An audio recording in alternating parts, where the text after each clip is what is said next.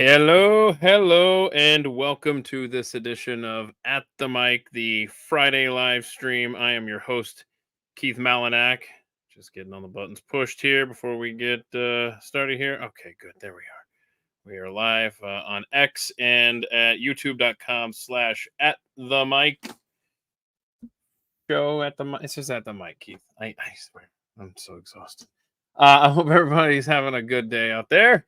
Thanks for making time as we get your weekend going. If you missed yesterday's deep dive, head to youtube.com/, at the mic, and you will find the deep dive playlist. And in that playlist, there are a lot of fun conversations that we have on Thursday afternoons at 2 p.m. Eastern. Yesterday, we talked about Alaska with Ward Clark, who is just fascinating to hear him talk about that state. It's just, I gotta get up there. I gotta spend some time there. Might be a little too cold for me to become a permanent resident, but I definitely need to become a part-time resident because that's just a great state. Sounds like. Um, so maybe that's where the reality is different than the romanticized version, but I'm intrigued. Next Thursday at 2 p.m. Eastern, we're going to talk election integrity and how our elections are getting stolen.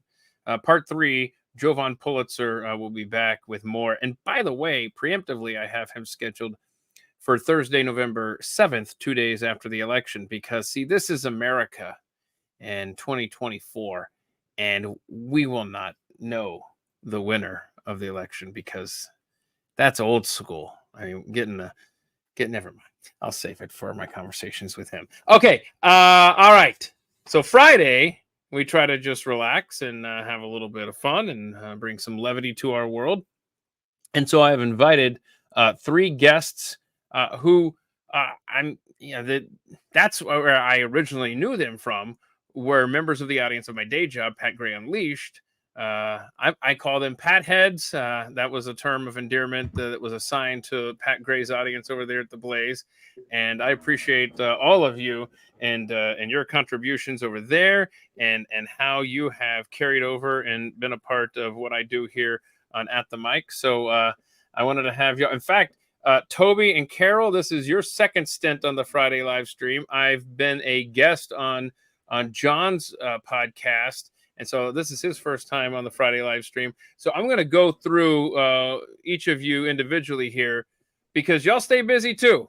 And I know that John, Fury and Energy, John Swank, tell everybody, and welcome, by the way, tell everybody about the podcast that you do because you are a thinker, sir.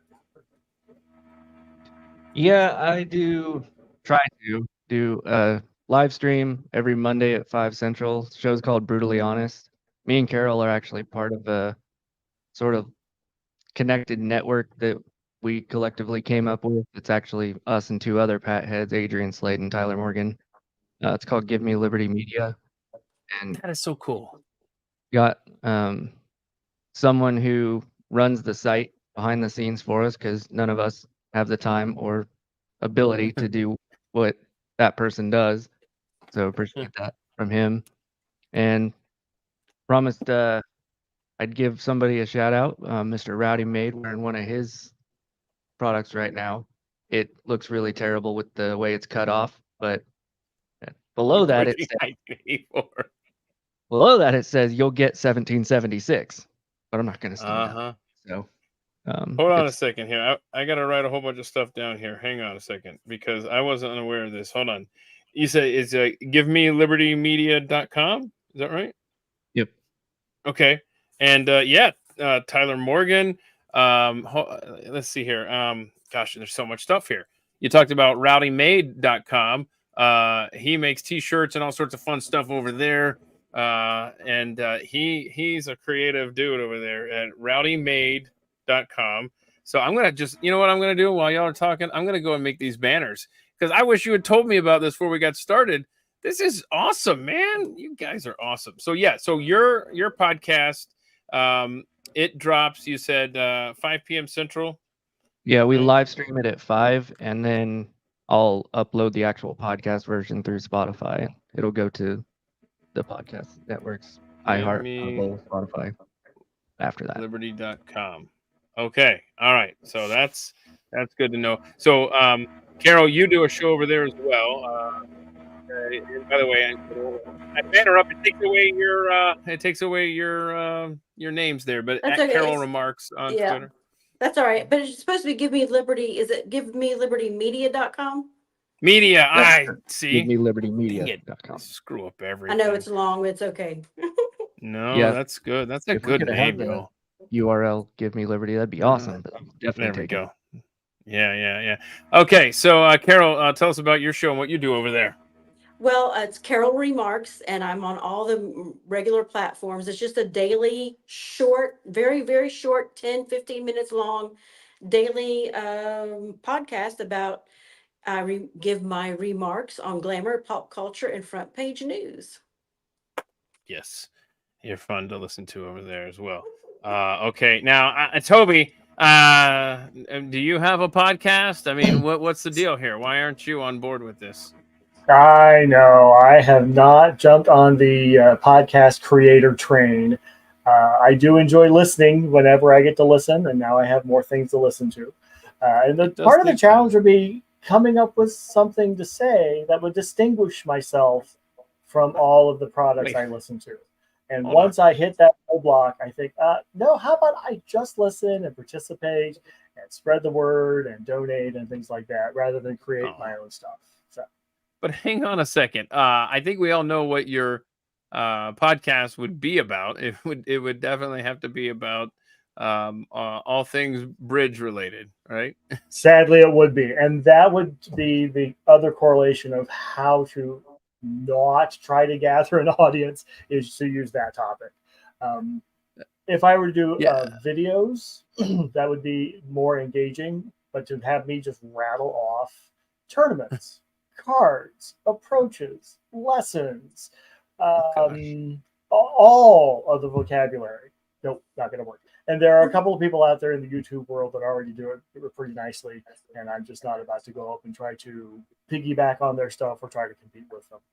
So hang on a second. What's this? You got something named after you coming up here in the bridge world? Yes, I learned about this quite by surprise yesterday. So there's a national bridge tournament happening here in Vegas. It starts on Thanksgiving and it runs a week and a half. And partner Chris and I, are the chairpersons for the intermediate novice function of this tournament. There are people that will show up to this tournament. It's their first tournament. It's their fourth or fifth tournament. And maybe they show up without a partner, or maybe they show up without knowledge of how to navigate a tournament. So we are there to make sure they know where to go, what to do. If they need a partner, we'll set them up with a partner. We'll have quick interviews with them and have them chat with each other. So the tournament chair surprised us with all of these names of the specific events. And specifically there in red at 10 o'clock on Sunday, December 8th. It's not the 299er pairs game. It is the Toby McAvoy and Chris Hahn 299er pairs game. So you got a game named after you. Yep, all right. yep. Well, so can people my name's going to learn? start getting in lights. Yes. All right. Good for you. Okay. Well, that's awesome. So you're in Vegas. Carol, you're I should have cleared this with y'all first before I gave away your 1020s. You're in the Southeast. I don't know. Do you want to be specific? And then why can't I never North remember? Alabama. North Alabama. See, there we go. I wanted you to say it. And John Swank, where is the home base for Fury and Energy? In the middle of the country, Kansas. Kansas. What? So outside the capital of Topeka. Well represented here with Las Vegas, Texas, Kansas, and Alabama today. Okay. I don't know. In Vegas, though. Could have What's hung that? out with Toby. But I was stationed in Right. Vegas, though. Yes. That's a dangerous town when I go there. In fact, I don't know how you work at a casino, Toby. I could not. There's no way that it would be wise for me to work for a company like you. Well, one benefit is that we're not allowed to gamble on property. No employee is allowed to gamble on property. So wait a minute, hold on. At that specific casino that you would work at, or any of the casinos owned by the company? Because my current employer is the Venetian, and I'm theoretically on the clock right now. I cannot gamble at the Venetian. I cannot gamble at the Palazzo, and Okay. and those are the rules. There's a special carve out if I choose to play poker. I can play poker in the poker room, but no sports betting, no slots, no table games. And the biggest problem is that if we win something big, the optics are terrible, Yeah, I and bet. the determination that it's a conflict of interest is really easy to come upon, but it's really just bad imagery if we win something big. The bigger Okay. challenge was the first job I had when I came out here in 2008. I was working for one of the vendors, working for a company that makes the slot machines, that makes the back office software. And the list of restrictions there was just awful. It was pretty much state by state. There was no gambling here, or there's don't play certain machines here, or there's you can play slots, but you no slots, but yes tables. So I mean, pretty much you just walk around with the list if you ever travel. It's like, what am I allowed to do here? And Those would be realistically, rules. it's stay off camera and don't win the jackpot is pretty much the basic. Those would be rules put in place for my own good. So I'm going to start with you as we go with the not so rapid fire questions. We get to know you a little bit. I don't know where I got this question. Whatever. Here we go. Let's start with you, Toby, since you're already going here. Are rats cute? Are rats cute? Animated, yes. Real life, Oh, yeah. no. Okay. All right. John, you got a take on rats? Absolutely why I put adorable. this Used to raise them. All right. All right. wow. You know what? We're gonna have a talk about you and small. I'm trying to think of what. I guess that's a rodent too, right? We're gonna talk about you and your pet squirrel coming up here. And Carol, are rats cute? Absolutely not, unless they're dead, maybe. That's the dead? Okay, very good, very No, good. no. Oh man. So you used to raise rats, John? Mhm. Okay. Man. You sell them for feeders to people who have snakes and stuff. Okay. Okay. How many cups of coffee do you drink in a day, John? 0. Okay. Carol? A lot. Probably I'm 18 ounces for sure because I have a Yeti that's 18 ounces and that's what I fill it up and I Okay. drink it. And then like on the weekends, it's even more because I'll drink coffee at night on the weekends. Like tonight, we're having movie night. Yeah. We'll be drinking coffee while we watch movies. So Tonight you're love me having some movie coffee. night. Love Tonight me you're some having Nebraska football night, I think is what you meant to say. Oh, okay. Yeah. Toby, you drink coffee? Yes, generally 2 per day. Maybe on the weekends a little more, but during the week it's just 2. All right. Very good. A Let me see. third one will usually disrupt my sleep. Yeah. Yeah. I understand. If I drink coffee past 12 noon on a weeknight, that's trouble for me. Because I have to have like the most perfect conditions to sleep. It has to be completely dark. It has to be completely cold. No caffeine since noon, and no sporting events on that I want to see. Okay, so let's see here. Movie theater or streaming at home on the couch, Carol. Which do you prefer? Streaming at home on the couch. However, it's been a long time since I've been to the theater until Reagan came out. And I went to the movie theater to see Reagan. But before that, it's absolutely streaming on the couch. Okay. All right. Let me see here. Toby, what's your take on that? Do you like the big theater or you like just hanging out at home? I generally miss out on both opportunities. I'm a terrible movie watcher, and it doesn't really matter which venue it is. Okay. Very good. All right, John, what's your take? I haven't been in the theater in probably a decade or more. So definitely at home because Every time someone stands up and claps at the screen at the end of a movie, I'm like, I need to exterminate you from society. You're too dumb to be here. Okay. All right. Very good. Yeah, because I don't know if people realize this or not, but the Not a live actors on the performance. screen, they can't hear you. They can't. That's such a good point. It's like, stop it, because you're you know what you're doing. You're clapping for yourself at that point. You're telling weird. everybody in the theater, "Look at me. I appreciate that." Yeah, that's a good point. Mhm. All right. Let's see here. Scale of 1 to 10. Toby, how cool are you?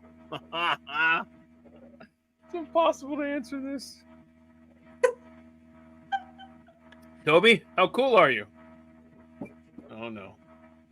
Oh, golly. Didn't we talk about that? My topic for a podcast would be bridge. It can't be higher than a 5. All right.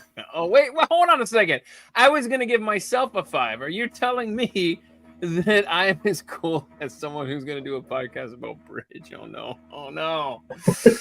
Okay. All right. I know. Do I round up to 6 because I live in Vegas? There you go. There you go. You know, but if you ask my youngest, my 16-year-old daughter, she would score me at a -5. I'm pretty sure. All right, John, how cool are you? 1 to 10. I mean, it's going to depend on the context, but generally Yeah. very low on that scale, 1 or 2. I mean, I'm Uh-huh. autistic. I don't know how cool we can be. Yeah, you're architect. Yeah, tell everybody what you do. It's gonna require do- math, I think. Yeah, it does. I do structural steel design, so I do like all the 3D modeling for buildings and then send my models out to the shops to be fabricated. Wow, Pretty cool. that is so over my head. Carol, you seem pretty cool. What would you No, say? You're pretty cool. No, I'm absolutely boring vanilla. No, Okay. not cool at all. All right, all right. I- John, bland. huh? I'm bland. You're bland. Shut up. All right, John, you own a bicycle? I do not. I do not. All right, Carol. No, I don't. All right, Toby, do you own a bike? I do not. No. Okay. All right. Well, very good. Haven't Honestly, for I don't know. decades. See, and I don't even know if I do. Like, right? I didn't even check before I did. Like, I don't know if I gave it away a few years Oh. ago, and if it's out there, you know, the tires are completely flat, and I haven't used it in years, and I seriously think I gave it away, honestly. All right. Okay. So, Carol, if there's a hair in your soup at a restaurant, do you return it? You damn Skippy, I do, because it's not my hair. Yeah. Okay. All right. Fair enough. Toby, do you return your soup if there's a hair in it? I would. Well, related to what Carol suggests, I would have to make sure it's not mine first. I've got stuff here that might make an impact. Certainly not a whole lot here. But That's funny. I I didn't even think of this when I came up with this question today. length and color I'd have to gauge first. And Yeah. That's funny. John, you sending that back? No way. Oh, You guys ever seen the movie Waiting? then I'd probably. oh no. Because once that soup gets back there, hair's probably the least of your Mhm. worries. I worked in a restaurant in the back room. Oh, I didn't think about Yeah. that. That don't occur? Yeah. You're I thought wrong. about. Yeah, I thought. Oh, really? You don't like hair in your soup? Well, then here's a little. Now, don't get me Ew. wrong. It's Yeah. it is really like the movie Wait. At least where I worked, it was. It's generally based on the customer. If it's a legitimate thing like that, no one's gonna do anything. Like, oh, okay, that's Okay. fair. But if the person is just being belligerent for no Uh-huh. reason, and Right. it's just like you didn't cook my steak the way you Um, said you would, and they're sending it back to somehow cook it less, it's like, well, okay, here we go. This is gonna be fun.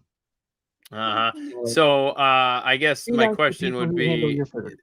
Yeah, right. So the movie's called The Waiter. What is it called?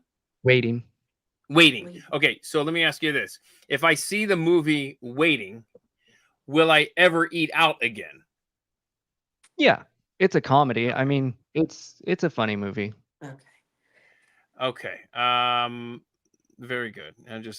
I actually wanted you to say that I wouldn't, because then I could save money that way. I was thinking about It's watching that older. movie. It's like Yeah. Ryan Reynolds early in his career. Well, I don't see Yeah, anything he's within the an first accepted 20 guy. years of it being released, just on principle. I don't get out much. All right. Here's the headline. USA Today article. I'm shooketh. Person finds Lego up nose nearly 26 years after putting it there as a kid. Okay. So I saw that headline and I instantly thought of my own childhood. And I ended up having to go to the ER because I put a little Fred Flint, it was a Barney Rubble, if memory serves. My mom tells the story as well. It's a Barney Rubble Flintstones vitamin up my nose. And so they actually had to go way up in there and pull it out and all this stuff. And it's pretty nasty, I guess. So, and I do remember that, little flashes of it. I was either 2 or, gosh, maybe 3 at the most.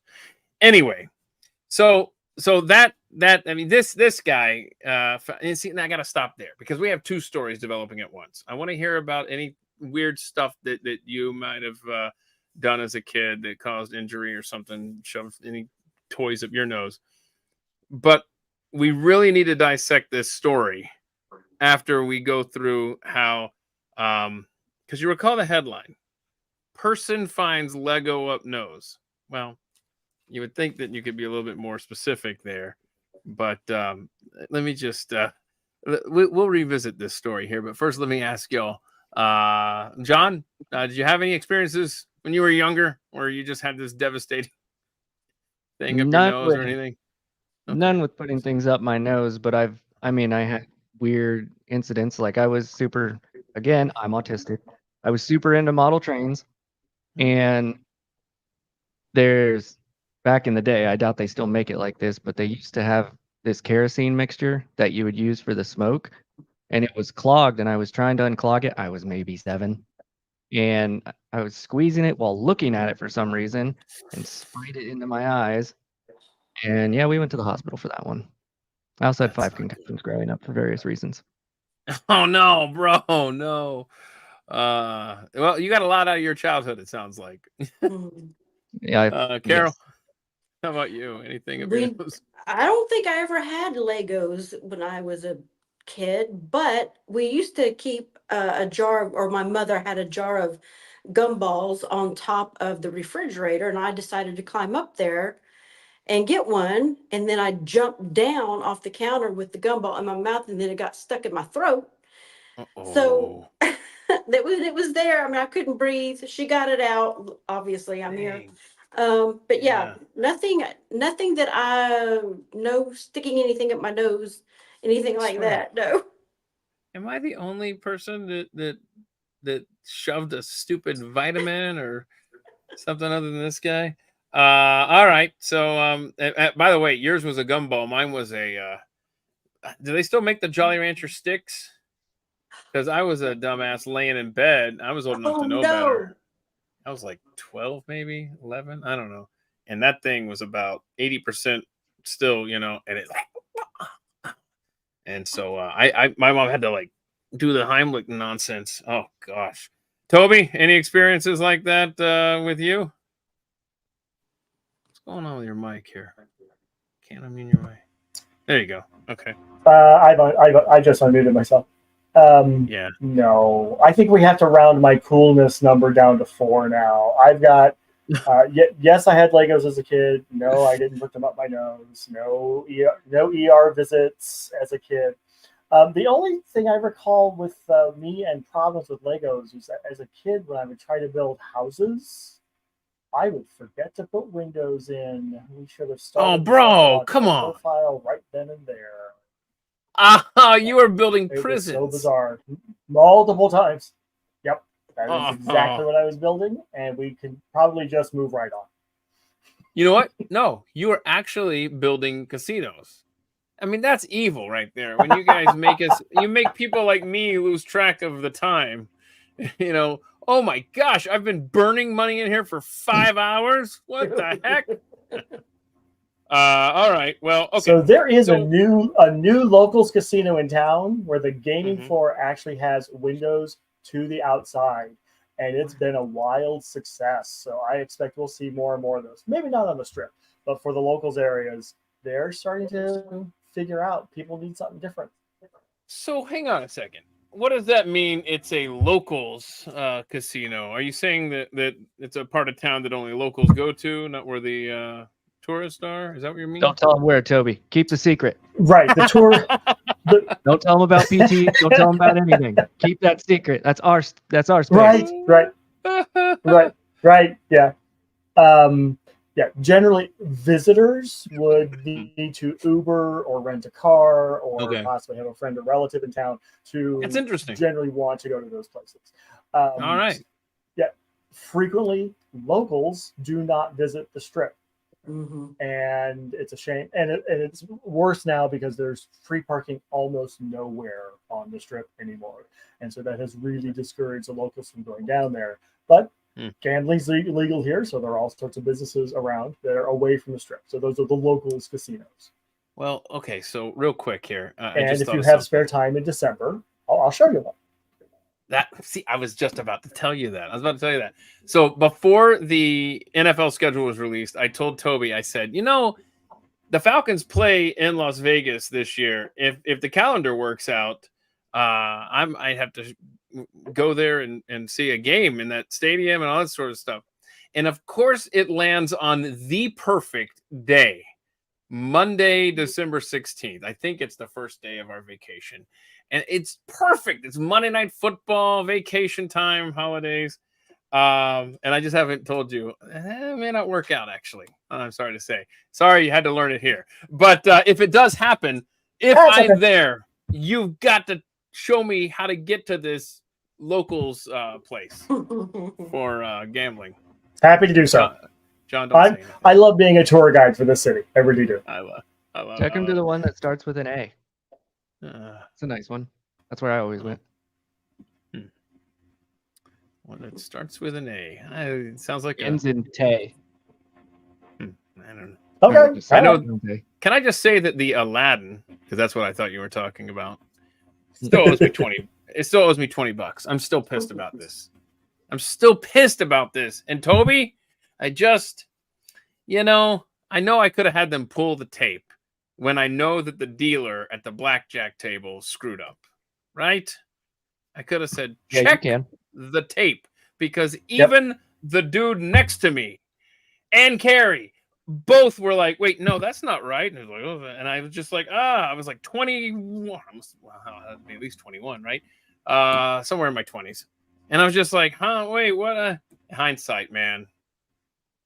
Pull the damn tape. Anyway, I did. If you do go to Vegas in December, by the way, it will be cold. That's a weird myth that people have about Vegas. It's not going It's to a be warm. desert. Yeah, I know. it's a desert It is at cold. night. It's cold there. Promise. But a dry cold is very, very cold. Uh-huh. Oh, so is a damp cold, right? Because that's the thing about the South, it's like it may only be 45 degrees, but if it's, humid, it's miserable as opposed to 20 and dry. And there's a suburb there called Summerlin. That's where I lived. And it's nothing like the weather Okay. in Vegas. And you're only like 25 minutes away. It snowed up there regularly. Yep. Mhm. Yep. Yeah, man. Okay, because there's a ski resort less than an hour from Vegas, right? What's it called? It's off to the north eastish, right? This is Mount Charleston. Yes, Mount yes. Charleston. Mount Charleston okay. and Kyle Canyon are both up there. Big Bear's not that So- far away in Cali. So, okay, this is a USA Today article that I got this Lego story from, and I'm more hung up on the story, the write up, than I am the Lego up the nose for 26 years. So I'm pretty hung up on that part. I'm just gonna read through this for you, and you will be fascinated by the Lego information, but just pay attention to how this is written, and screw these people that are changing our language before our eyes. Listen to this. A person in Arizona reported recently finding a piece of a Lego man. Wait, hold on a second. Let me point out that the Lego man is a man. Okay. Has gender. Yeah. Stuck up their nose and said they believe it had been there since they were a kid more than a quarter of a century ago. Quote, Lego stuck in my nose for nearly 3 decades. Finally comes out. I can smell colors now. The caption of a September 1st video clip. Andy Can Norton, smell colors? A-N-D-I. Yeah, I know. Posted on Instagram. Norton, who lives in Phoenix and uses they, them pronouns. See, that's your problem right there. If you're going to write this story and you have to point that out, you know that you're a garbage writer. I'm sorry. Said they always wondered why they had multiple breathing issues growing up, including sleep apnea and asthma.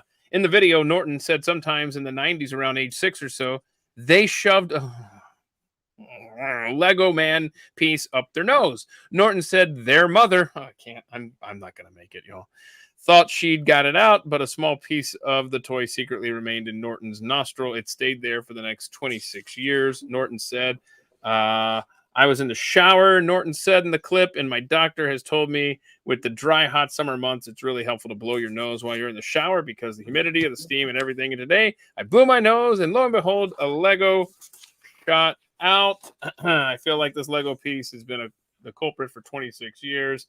Norton said, holding up a plastic bag with a toy inside, I am shooketh. I can breathe out the side of my nose now, and it's fantastic. I haven't been able to do this since I was a child. I mean, the way the article's written wore me out more than the piece up the nose. It makes sense now, though. Yeah, that one's what we call retarded. Now, wait a minute. I put a vitamin up my nose, so that hits a close to home, that Yeah, critique. but you would But catch it it. didn't take you 26 years to get it out. No, it didn't. Okay. And you're that's not calling yourself they and them. I'm not. I swear. And USA Today seems to be the biggest culprit of that kind of rewriting of our language. I've noticed. The New York Post does it too. They all do Really? it. Oh yes. See, that's interesting you say that about the New York Post because I keep the New York Post app on my phone. I find they're really good for notifications of stuff happening in the news, but I rarely open them up. Like I'll see that and go, oh crap, I take note of that. Okay, good to know. All right. But that's interesting. I didn't know that they did that because they have a reputation for being more of a conservative leaning Right. newspaper.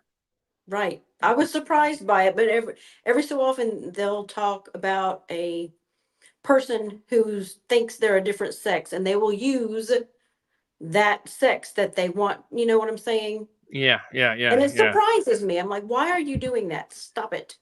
Well, they also A cynic might wonder if they only cover those stories so they can do that. Oh, listen to Toby. What?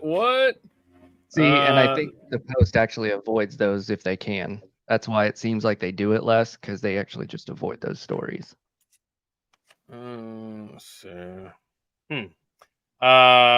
keep an eye on these news outlets because they're all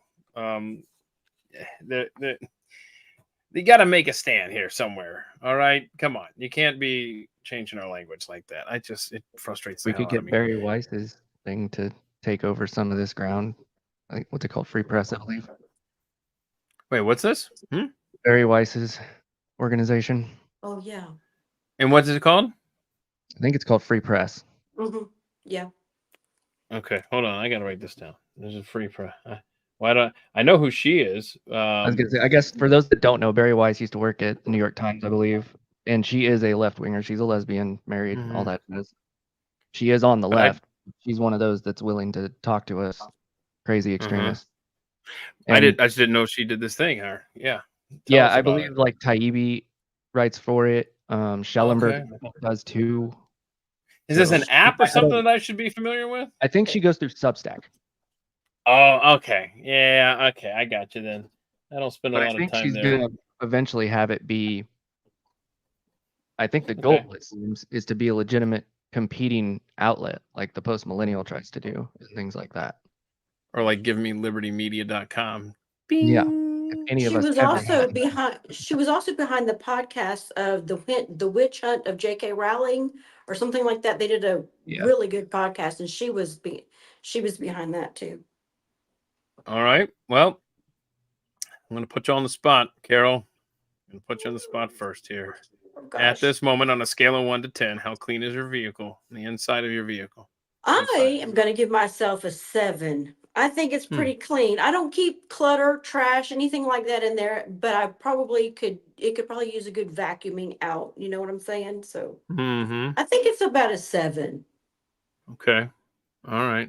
maybe an See, I'd 8. say mine's at a 7 as well right now, but that's the exception to the rule. It's probably normally around a 4, 3, maybe a 3. But right now it's a little. I've unloaded quite a bit from there. So anyway, let's go. John, how clean's your vehicle on the inside? I'd there? say probably 7 as well, but it's a truck and I do truck things with it. There's not like a bunch of trash and stuff in there. It's truck. There's dirt in it. Yeah, there's dirt and little pebbles and whatnot. Yeah, I'm with Yeah. you. I'm with you. All right, Toby, talk to us about the interior of your vehicle on a scale of 1 to 10. How clean is it? I would award myself a 7. I would award myself a 7 as well. There's one blanket in the back seat, but it's not folded. That's the extent of the clutter. It is kind of dusty. I do drive a Jeep. I have recently got into the Jeep duck thing. So I have been awarded several ducks. I have a small, it's kind of a smattering of ducks on the dash. We have That's ducks here fun. that we are ready to take to places and plant on Jeep Wranglers at various public places. So yeah, the Jeep duck thing is fun. I don't know where it started. I'm not the best social media user with it, and photo and some QR. Apparently you can customize the tags or something. But yeah, so but I'm at this point I would not be embarrassed to have a guest in my car. See, okay. I only recently learned, it might have been on this podcast, about that phenomenon with you Jeep owners and ducks. I think that's cool. That's really neat. You said something that really hit home. You talked about you have this blanket and whatever, and you give yourself a 7. That's the only thing in there. See, that's where I'm at right now. It's not a blanket, but the only thing loose right now in my truck is, and I am so lazy at this. I will admit how lazy I am. I have because when you live in Texas and of course Las Vegas as well, and pretty much anywhere south of the Mason-Dixon line, you got to drive around with a heat shield, a sun shield that you put up in your windshield to block the sun when you park, right? So my lazy ass will pull up somewhere and put it up there, and then when I take it down, I'm ready to go. I'm not going to sit there and fold it, the accordion. It's just too much going on there. And I just flink, and it's in the back seat all until 2 kids are riding with me. And maybe one's in the front seat and one's in the back. And the one in the back to stay entertained will fold it up nicely for me. But now my kids drive, and so it just stays back there unfolded because they have their own cars to drive in. Anyway. All right, so now I'm going to combine the I two actually stories. don't use sun shields. Strangely enough, I do not use sun shields here. Mm. Well, yeah, because you want the people to see the ducks. And I've even been instructed that I should keep oven mitts in the car and the Jeep with me. I don't need them. Apparently, I just have no feeling at all in my hands. I guess. Oh, so you don't even use the oven mitts? Nope. That's not a bad idea. Now I've not heard about the oven mitts. I need I that. haven't either. I'm gonna start doing that next summer. Mhm. I'm gonna drive around with oven mitts for the first 5 minutes after I get in the car. Okay, so I'm gonna take. Can we get Rowdy to put something on the oven mitts to be branded and such? I don't know. Hold on. Good luck to rowdymade.com for finding a supplier that sells oven mitts that you can customize. I'd love to see that. I would love to see that. Okay, so now we're going to take both stories. Okay, we're going to take the Lego nose story, and we're going to take the interior of your car. And ladies and gentlemen, on a scale of 1 to 10, how clean is your nose? Just kidding. Please don't answer that. Thank you. That's stupid. Where's my rim shot? Okay. Okay. Oh, okay. So I ask you that question because this story came across. I don't know what it is about this this one app that I have that somehow feeds me stories from I don't even know the format. It's a radio station somewhere in Texas. I have no idea, but I get these fun, quirky stories, so I'm just not going to mess with the algorithm. But here's the first couple of sentences from it. According to a new study of car and truck owners in the Lone Star State, we don't always have the cleanest vehicles. The study did find that many of us at least attempt to maintain some sort of sanitary order, but if you're not, you're certainly not alone. You may have read reports that car seats can potentially carry 3 times more bacteria than toilet seats. Or the E. coli is frequently found on driver's seats. Good Lord. All right, so here are the key findings from this survey. 15% of respondents almost never deep clean their cars. Okay. 16% admit that they've let their car become disgusting before. And half of those surveyed here is Texas car owners admitting to eating in their car on a regular basis. Guilty. Let's see. Over half, 55%, confess they've committed. Whoa. I might want to read ahead, Keith. Sexual acts in a car. Sorry. And then 40%, don't worry, I'm not asking that question. 40% of surveyed respondents say they've been concerned about a family member, friend's car cleanliness, and 70% said that they've been disgusted by somebody else's car. I don't know, man. What are some, do you guys have any, because certainly it doesn't apply to any of you here or anyone in the chat or anybody else, but have you ever gotten into a car and just been like, oh my gosh, anything that you remember being horrified to see? Yes. I was a car tell us. detailer for 5 years. Oh, I have seen no. horrible things. Oh, no. Horrible, Oh, no. horrible things. You want to tell us about any of them that we could put on a family-friendly I will tell you format? that this is the worst one I've ever seen, and to everyone, I'm warning you, this is beyond disgusting. Okay, buckle up, y'all. So- Get ready. I work at a local dealership here because my family works there. And so whenever someone trades in a vehicle, we send it to the wholesale auction, but then the detailers clean those before they go to the wholesale auction because they'll go for a little higher if they're cleaner. Mm-hmm. Trunk of a red Civic hatchback was like 2x2x2 cardboard box filled with used tampons. All right. Why? Well, you Why? warned us. You definitely Why warned would us. anyone do that? Bro, I don't I- even know what their destination would be. I couldn't believe Holy it. crap. I just walked away crap, from the that's vehicle. I was gross. like, I'm done with this one. Yeah. Yeah. Just send it to the auction. It's gone. I'm not doing that. Okay, well, I that don't know trumps what I'm doing mine. here. Because I worked at a tire store and I thought it was disgusting when there was a trail of ants throughout this minivan from the driver's seat all the way to the back because we had to get in there for the spare tire.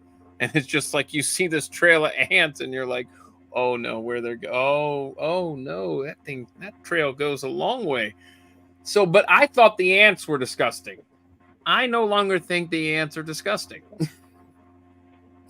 People are How gross. about you, Toby or Carol? Anything like that you've experienced? Nothing like that. Nope. I've got nothing. No. We're out. I've gotten into a few people's cars that have so many fast food bags on the passenger seat that my feet don't touch the floorboards. I've run into a few people who were death by clutter, but nothing as awful as what the two of you No, described. John got us all there. I think he's the winner. Okay, so Yep. Speaking of cars, a few weeks ago on the Friday live stream, I talked about. I read a story about how your car is unwittingly making you a spy for the government. You know, like local jurisdictions are trying to access.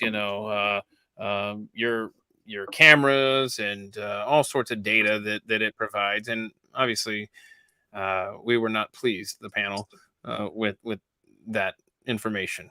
So I have this story here and I want to run it by, because every one of you and the people watching, I know that you're deep thinkers and you appreciate liberty and your personal freedom.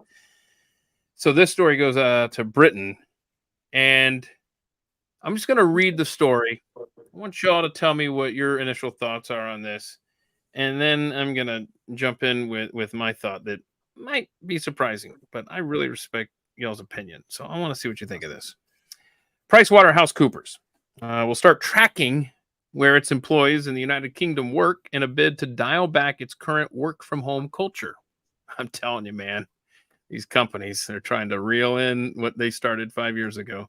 Staff at the UK arm of PwC, one of the world's big four accounting firms, were this week informed by management that the new policy would take effect on January 1st. A memo sent to the company's 26,000 UK employees on Thursday and shared with CNN said the measure was being taken to formalize the company's approach to working together in person. Then make them come into the office. Anyhow, employees were told they must spend at least 3 days a week, or 60% of their time in the office or with clients. Previous guidelines required them to be in for 2 and 3 days each week, but the memo suggests it was not universally adhered to. It said, our business thrives on strong relationships, and those are almost always more easily built and sustained face-to-face by being physically together, blah, blah, blah, blah, blah, blah, blah. Now, there we go. Listen to this. Let's see. Here we go. Blah, blah, blah, blah, blah, blah, blah, blah, blah. With that in mind, we will start sharing your individual working location data with you on a monthly basis, starting in January, as we do with other data, such as chargeable hours. This will help to ensure that the new policy is being fairly and consistently applied across our business. Press release, they said face-to-face working, hugely important. So anyway, I could go on in the story, but it's the only thing in this story. They make it seem like the big story here is that, hey, we want you back in the office. I don't know. The location data thing seems like that should be kind of explored a little bit more. When I first read that, I thought, screw you. And then I thought, wait a minute. These employees are being paid to work. And then I sided with the company. And I feel a little dirty for that. What do y'all think? I actually read that story. Okay. Well, what did you say to that? I believe the company has a right to monitor your output for your profession. They do not have a right to monitor your location unless it is directly correlated to you producing for the company. So you're a driver. Clearly, the company has a right to know that you're driving. But if you're just someone like me or Toby and our product that we put out is how you monitor whether or not we are producing for you, you do not need to know our location. I knew you'd have a great perspective because I'm exactly with you. The Amazon thing makes total sense to know where your drivers are because that's what they do. They deliver stuff. But your location data for someone like that, like, look, maybe I work better at the well, okay, that's a bad example. So what I'm saying is that that's a great point you make there. If it's output related, then you don't need to know where I'm at. Now, if you, okay, but that article actually did say something. I shouldn't have thrown it over there. Like if you're with clients or something, how would that fall in the John Swank Incorporated hierarchy of when we get to know your location? Like, in other words, if you tell the boss that I've got a golf meeting with whoever, do they have a right to know that you're at the golf course? I mean, that may be a bad example. I don't know, but if you're know that you are indeed meeting with the client. So, okay. So golf course. Yeah. Let me take the golf course out of that. If you say I'm meeting with Keith Malinak at Keith Malinak Tower in downtown Dallas, do they have the right to know your location in that specific case? I mean, I don't think. And I want to interrupt John. Did they provide the cell phone? Did they provide? That's another aspect. That's what I was one thing I was thinking too. Is if you have a work phone that they provide, they absolutely have the right to know where their property is. You are not their property unless you're in the military. But right. They might require me to turn on location services, and they have access to all the data. And they absolutely have a right to that. It's their property, not yours. They're just allowing you to use it. Right. And if they force you to use it, then so be it. Go work somewhere else. How are they in theory? Like I said, this story should have been about this topic, not come back to the office. So here's my question then. Do they have the right to track you through your property, your phone? Nope. So how Even do we companies track don't it? have a right to violate the Constitution. The government has a right to protect. That's the whole point of the Constitution. It's to protect the individual's rights against other individuals and the government itself. You would have a Preach. lawsuit there. So PwC tracking employees. I'm just doing the rudimentary. Now in the search UK, here. obviously, they're free. They can do whatever they want. They don't have a constitution. Right. That's the other There's not thing. one like ours. That is the other thing that Right. really throws a monkey wrench into this discussion. It's good to know I'm because just. if they do it there, it's coming here. Oh yeah. Mm. I'm just looking here, y'all. I mean, everything I'm looking at is so general in explaining this, as far as yeah, how? Okay, give me a great. So I'm just. They're not explaining. They're just The assuming how of that. it is important. Yeah. Right, it sure as hell is. Let me try this one last article here. Because I mean, it doesn't say ankle monitor, doesn't say company phone, doesn't say your phone. I got to imagine it's something like that, though. I would The pro- bet they're going to do it through their computers or their phones, and it'll Or- be a company computer or a company phone. I would bet. or a condition of your employment is that you allow us to put this app onto Now you your could personal contractually device. ask that. I'd never sign that, but you could. Yeah, I'm with you, man. Brave new world. Here we are. Okay, so this is a fun little story here. By the way, any thoughts over here? I'm just saying. Oh gosh, I would never ever give any company access to the inside of a building that I own. Yeah, like the Amazon thing Danny's mentioning there. So okay, this story here just talks about the top 10 most stickiest states. Basically, people move there and they stay there. Do y'all have any guesses as to? Let's see if you can pick out any states in the top 10 here. States that people are moving to Florida. and they just don't leave. My, Florida, my you guess, say? Florida, Texas, Montana.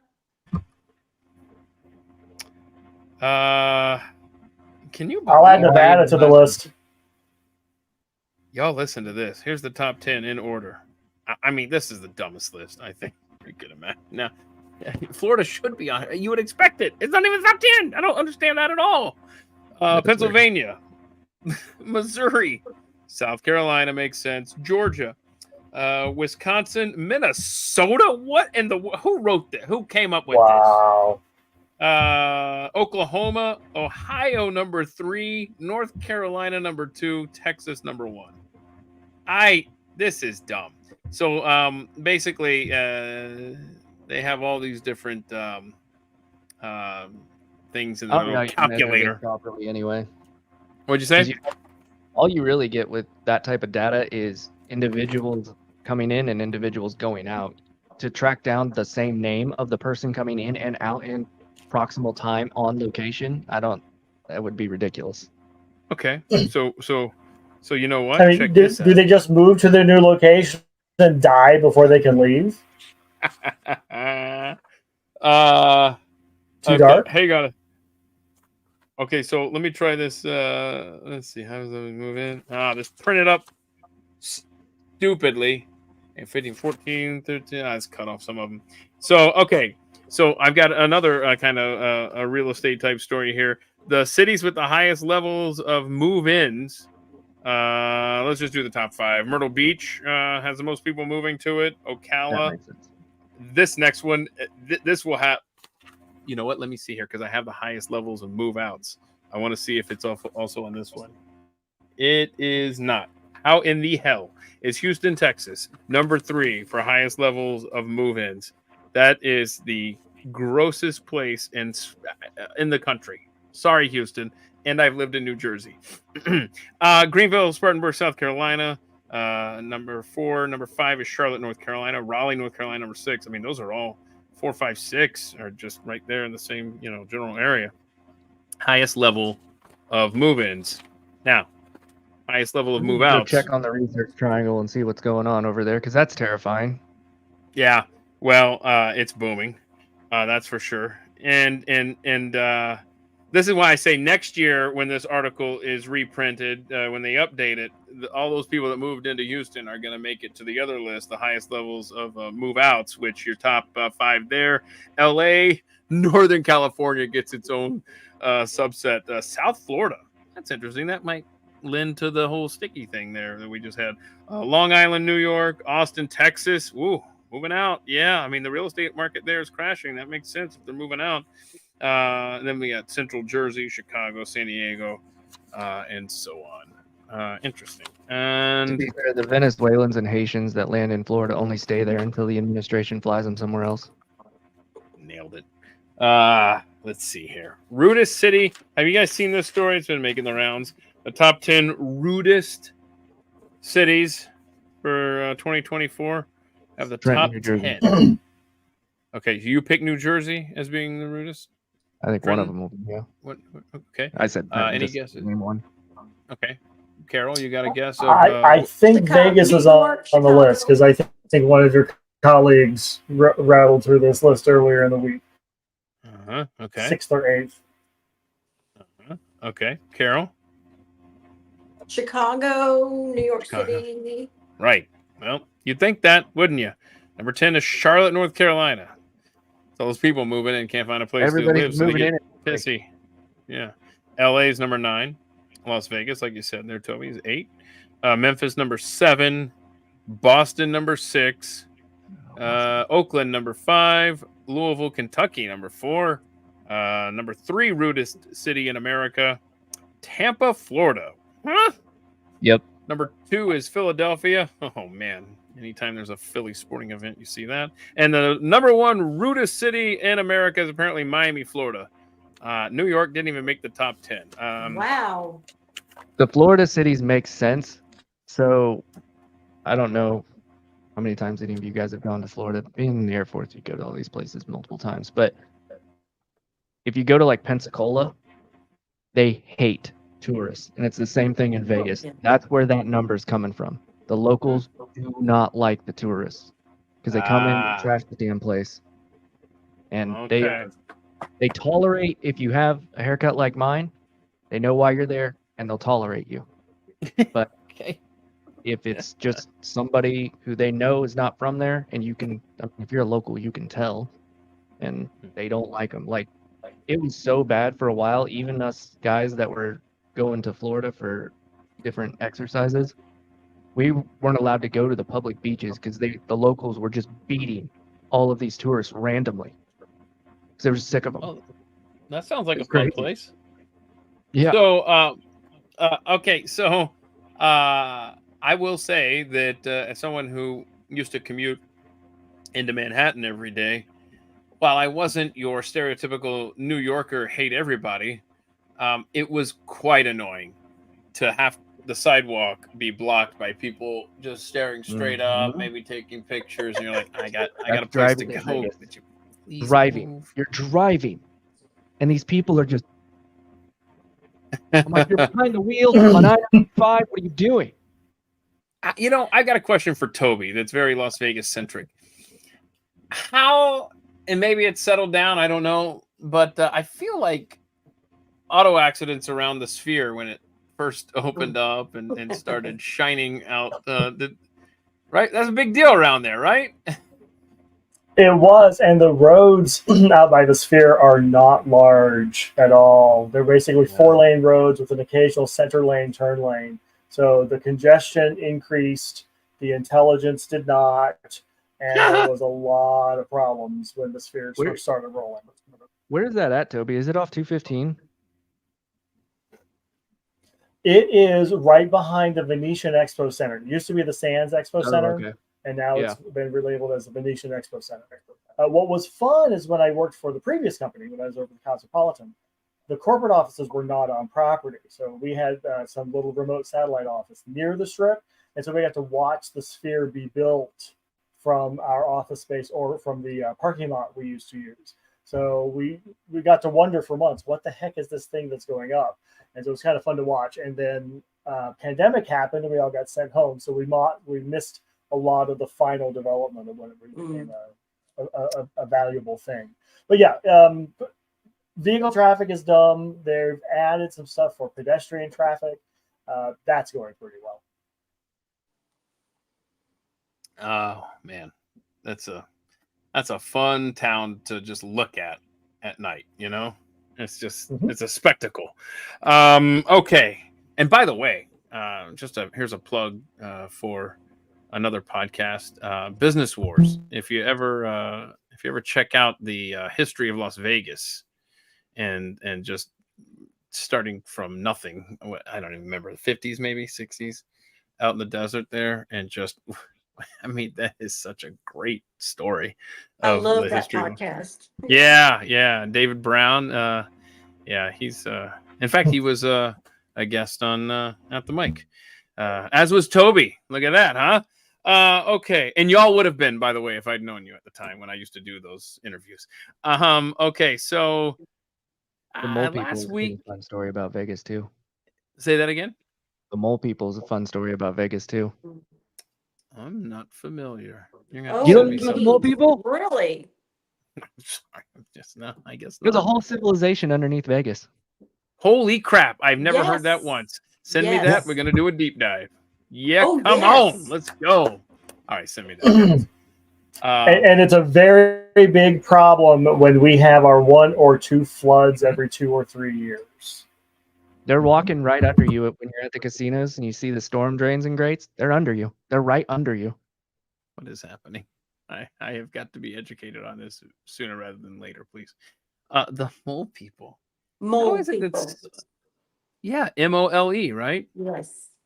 How is it that I do a deep dive show? I love that kind of stuff that you're referencing. I've listened to Coast AM for the last quarter century, and I've never once even heard the term. Toby, have you had any encounters with the mole people?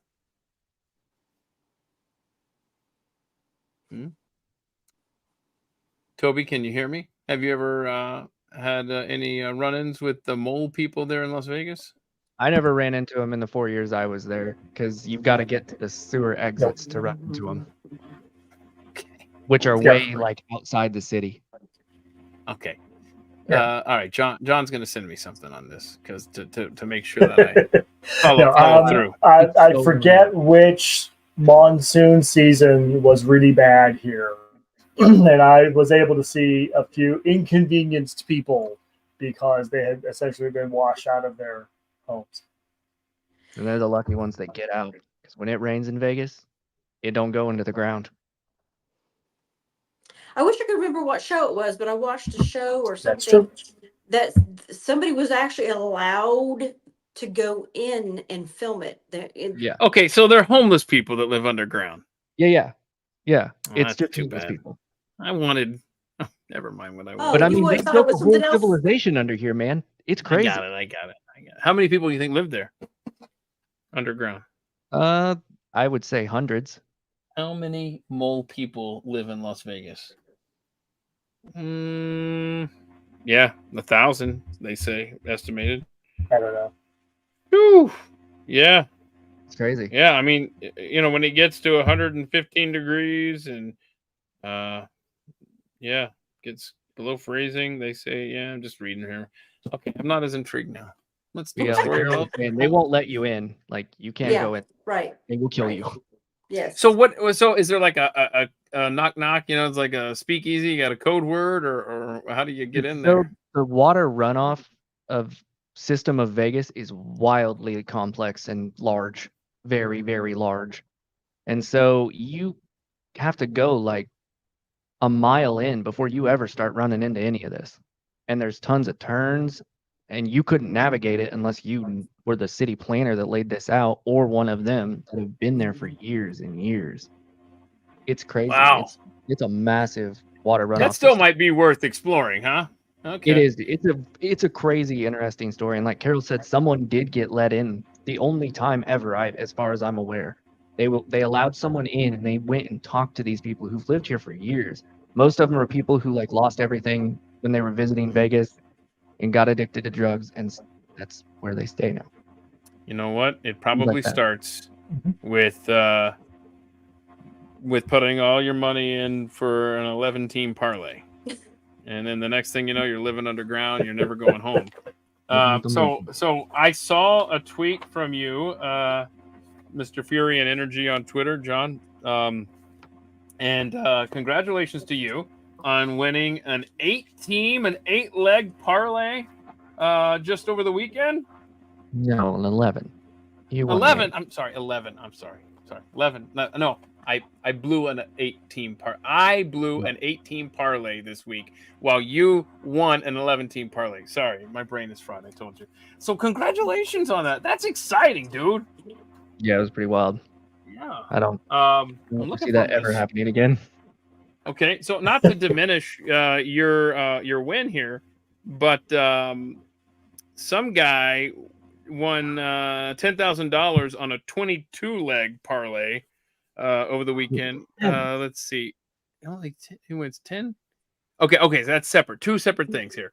So one guy won a 10K parlay, and another guy won $110,000 on a 22-leg parlay. And for those that aren't familiar with the gambling speak, crazy. yeah. So basically, if you get all the bets right, the payoff is huge, presumably, unless you do stupid $1 bets like me. But anyway. So this guy won 22-leg hit. Let's see. I'm just trying to see what he put in for this. What he bet. Okay. So was that a $35 one that turned out to the 110? I don't know.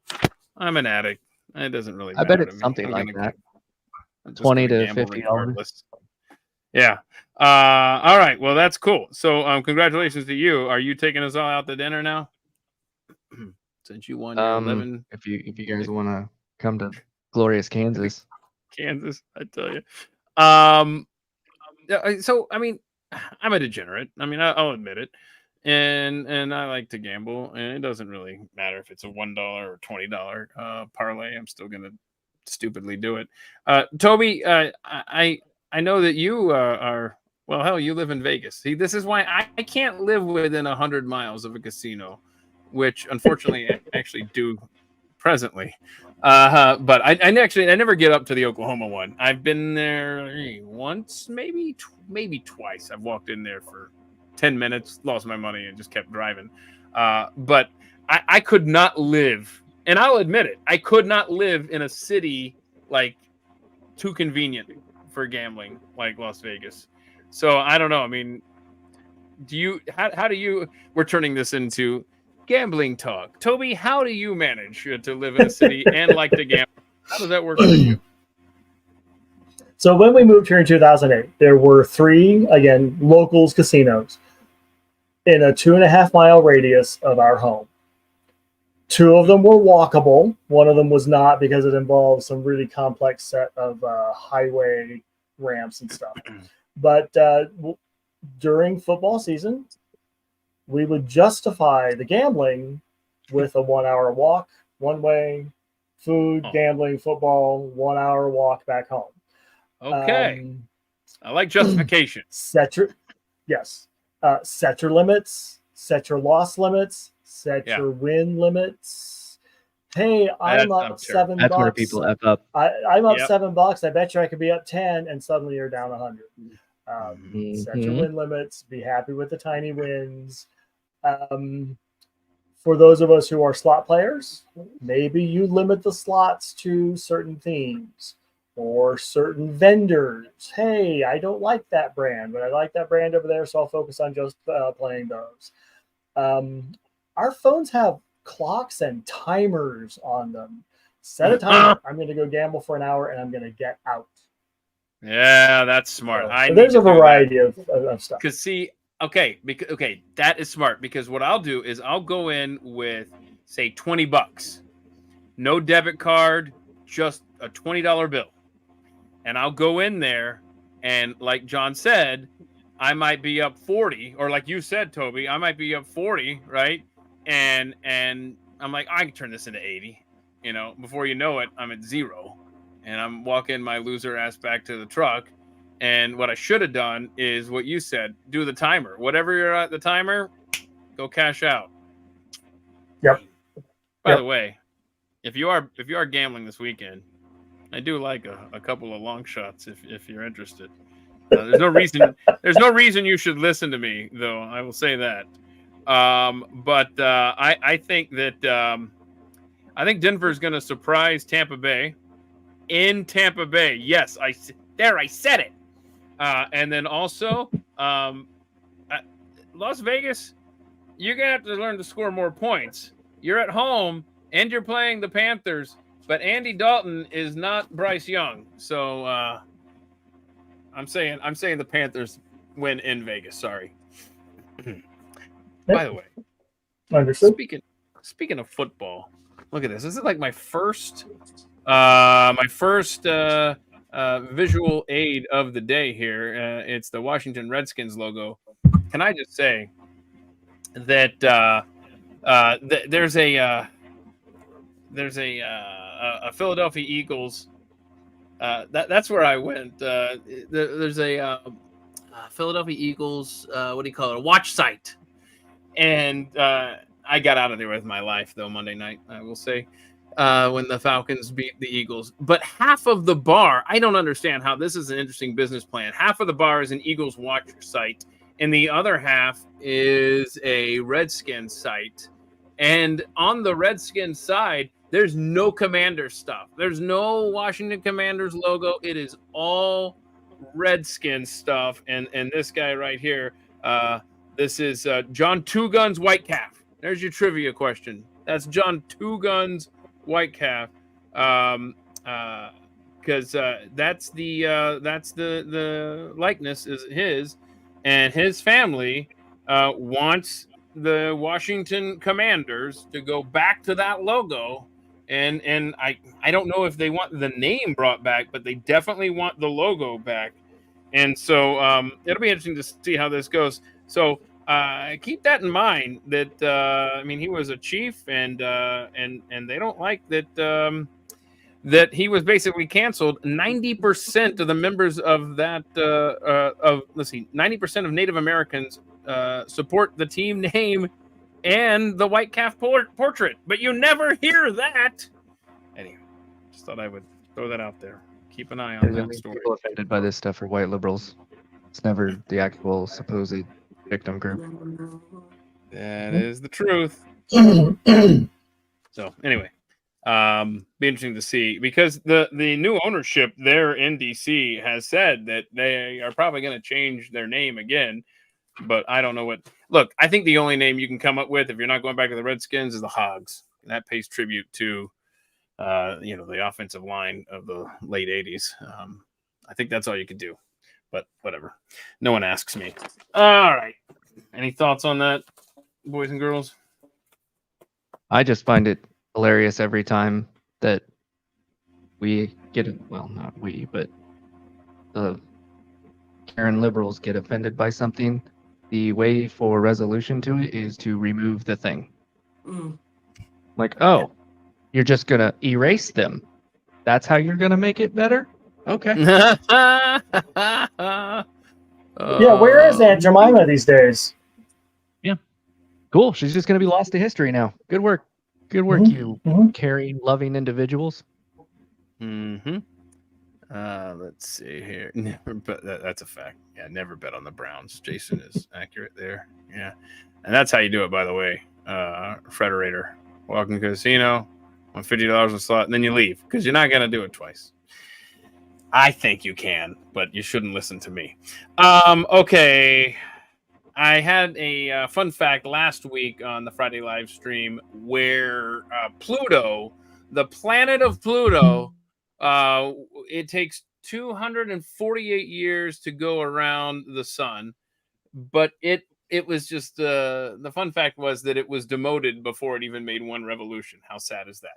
Well, then getting ready for this week's live stream, I stumbled, and this makes so much sense now. I stumbled upon a story. And here it is. It's an exclusive interview from People Magazine or People.com with, you'll listen to this opening sentence.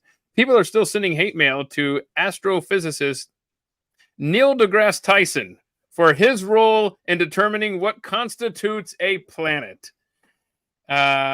and so he was asked what clue about himself he would like to see included in Puzzler, People's Crossword Puzzle. He said, make this the clue. Party to the demotion of Pluto. He said, I'm implicated as an accessory to the demotion of Pluto, which was downsized to a dwarf planet in 2006.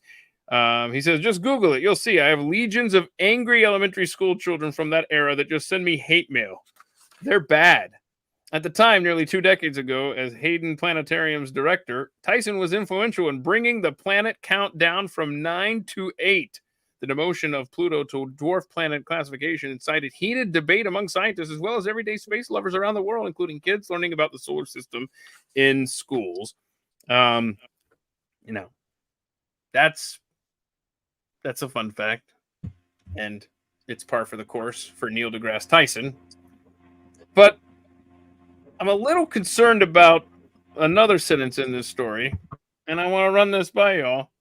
Before the Pluto controversy, Tyson was named the sexiest astrophysicist alive in People's Sexiest Man Alive issue in the year 2000.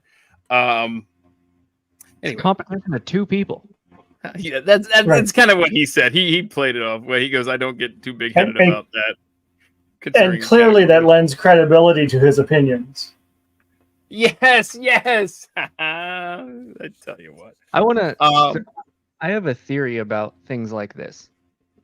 Wherever somebody makes some supposed grand change to something that has been the societal norm for whatever, they don't actually utilize any of the same. If you'll notice, anytime they do something like this, they never utilize the existing premises for whatever the thing was. So basically, like he did here, he changed how to define a planet. We changed what a vaccine is.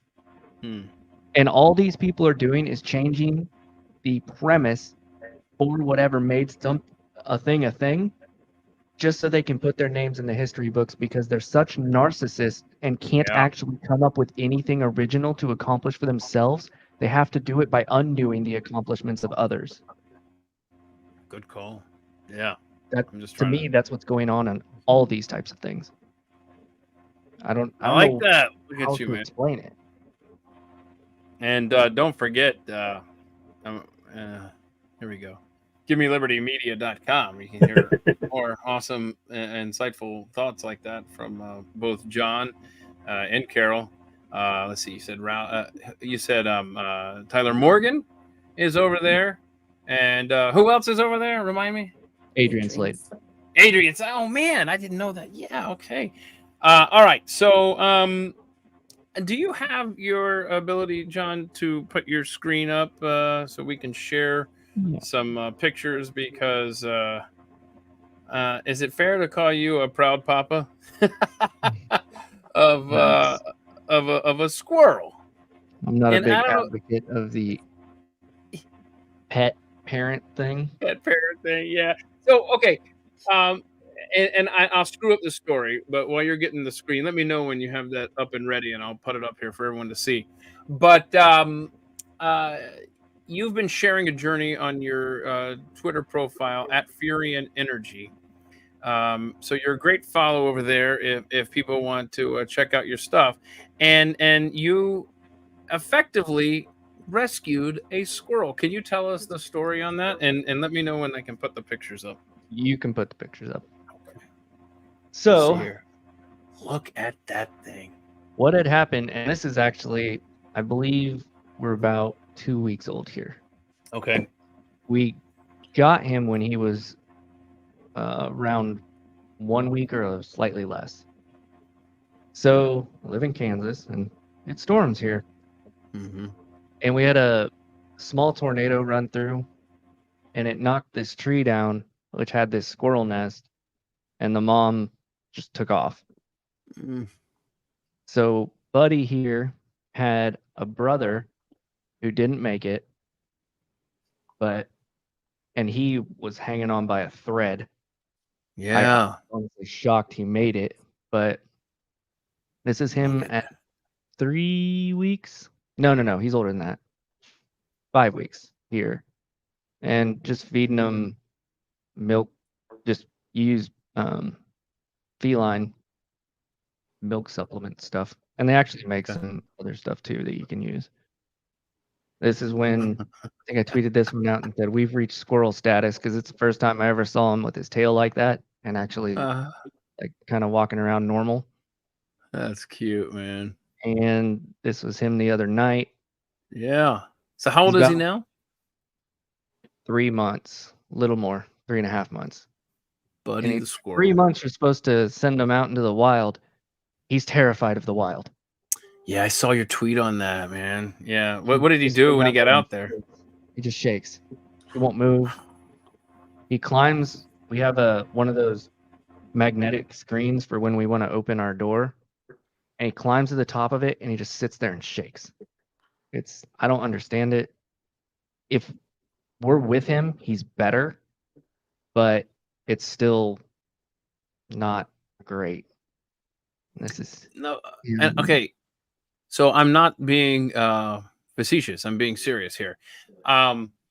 You say he's better when he's with y'all, but when you take him outside, he shakes. What if you were to go out your front door, sit him on the ground, and walk to get the mail and back? What would he do during that? He'll sit right where you put him and shake. Poor guy. And I mean, we've gone to the extent of just leaving him out there for like 4 hours. And like he'll eventually start moving around. And what's weird is day one, he was fine. He actually took off on his own. He was roaming the property. I was like, cool, this is gonna be easy. He'll come back if he wants to, and if he doesn't, he's gone. And then so what brought him back that day is our neighbor's dogs started barking Mm. and just darted back to us. Yeah. So So he'll ever get used since to then, it. I that's think what he we're will. hoping. So we keep I think when trying, he- obviously. I want him to go live in Yeah, the wild. I mean, I'm not an animal expert. I'm not a zoologist, but I just have this feeling that he's going to start realizing loud noises. Although I don't know, maybe he's got PTSD from falling out of a tree during a lightning strike. I don't know, but maybe loud noises trigger him or something. And maybe when he realizes, a dog barking means don't go that way, but you're not in imminent danger. Maybe Yeah, I'll think right on cue, Matilda starts barking back there. It's also a natural squirrel instinct. They're obviously Oh. very alarm happy. Uh-huh. So Okay. can you see the video, or is it still on the other screen? I only see this picture here on my screen. Okay, I might have to stop sharing and then. Okay. What I could do, is I could go to your Twitter page, and because the video's there too, right? Or is it No, not? this one's not. No. Okay. No.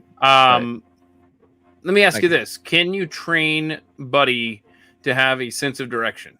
Because what is it with squirrels No. getting in the middle of the road when I'm driving? They're so bad about that stuff. What is that? What is that?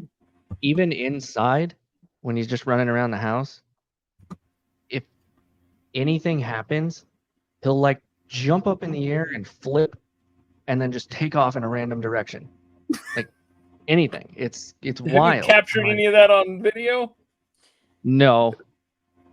I'm sure I could. I see the video now. Do you mean to put that up? Does Yeah. he sit up in can he sit up in a window and watch the outside and look at other squirrels? Oh yeah, you can see it. Oh, so he knows. I mean, maybe he's afraid of getting eaten, swooped down by a hawk or something. I don't know what he's afraid of, but oh cool. I think it just made it stop sharing. It's nice. So yeah, the problem with squirrels mainly is their instinct is to be scared. So that's why even in an environment that they're comfortable with, he gets in modes where he'll just freak out and not move.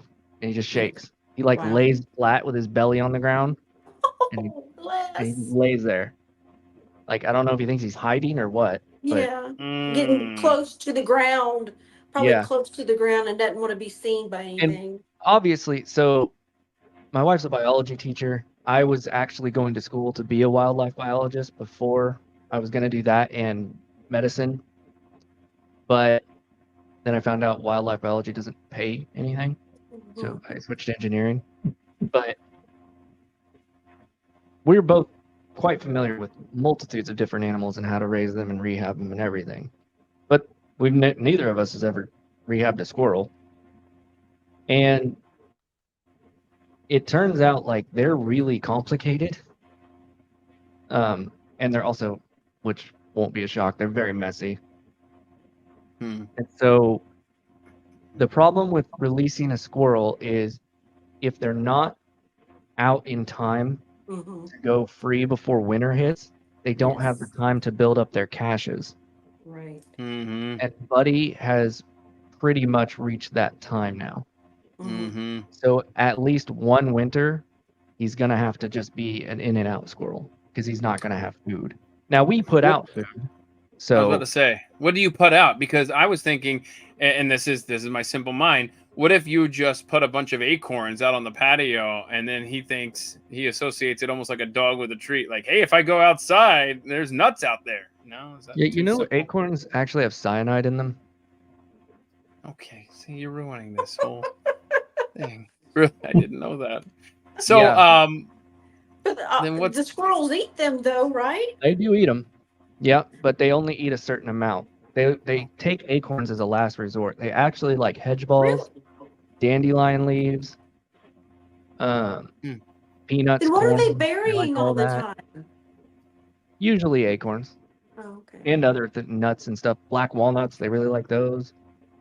so The reason okay. that they bury black walnuts is to soften that husk on them. Mm. So Okay, so what was the you said what were you saying here? Oh, the indoor stuff. They're messy. So does he know where to poop, or is it just around nope, your house? can't train them. Oh Lord. Okay, You get out. cannot litter train a squirrel. That Get is out, the buddy. worst part of it. Buddy, Now you're it's out. very small. That is nice, but yeah, he's wherever he is at the moment. That's where he's going. He doesn't care. Okay, that I could not handle. I'm sorry. We have Yeah. just a little handheld vacuum to deal with it. Like, It's like mouse poop size. It's Yeah. tiny. That's the annoying part is you can't. I wish it was like a rabbit, so then you could see it. But you can't see it. oh, terrible, Yeah. man. All right. Mm. Well, he's But cute. We and- have to let him run around because he can't just live in a cage. Mhm. He has way too much energy for that. So Mhm. well, it's just On we behalf- chose to save him. We could have just let Yeah. him die. That was Well, our on choice. behalf of animal lovers everywhere, we appreciate your hard work Yeah. in Mhm. saving Buddy. I Yes, remember when thank Ferrer you. Gonzalez was making a huge push about how possums are cute, and everybody would like went after her, and I was like, "Oh yeah, I'm Team Sarah here. I freaking love possums. They are adorable, and they are super important to the ecosystem.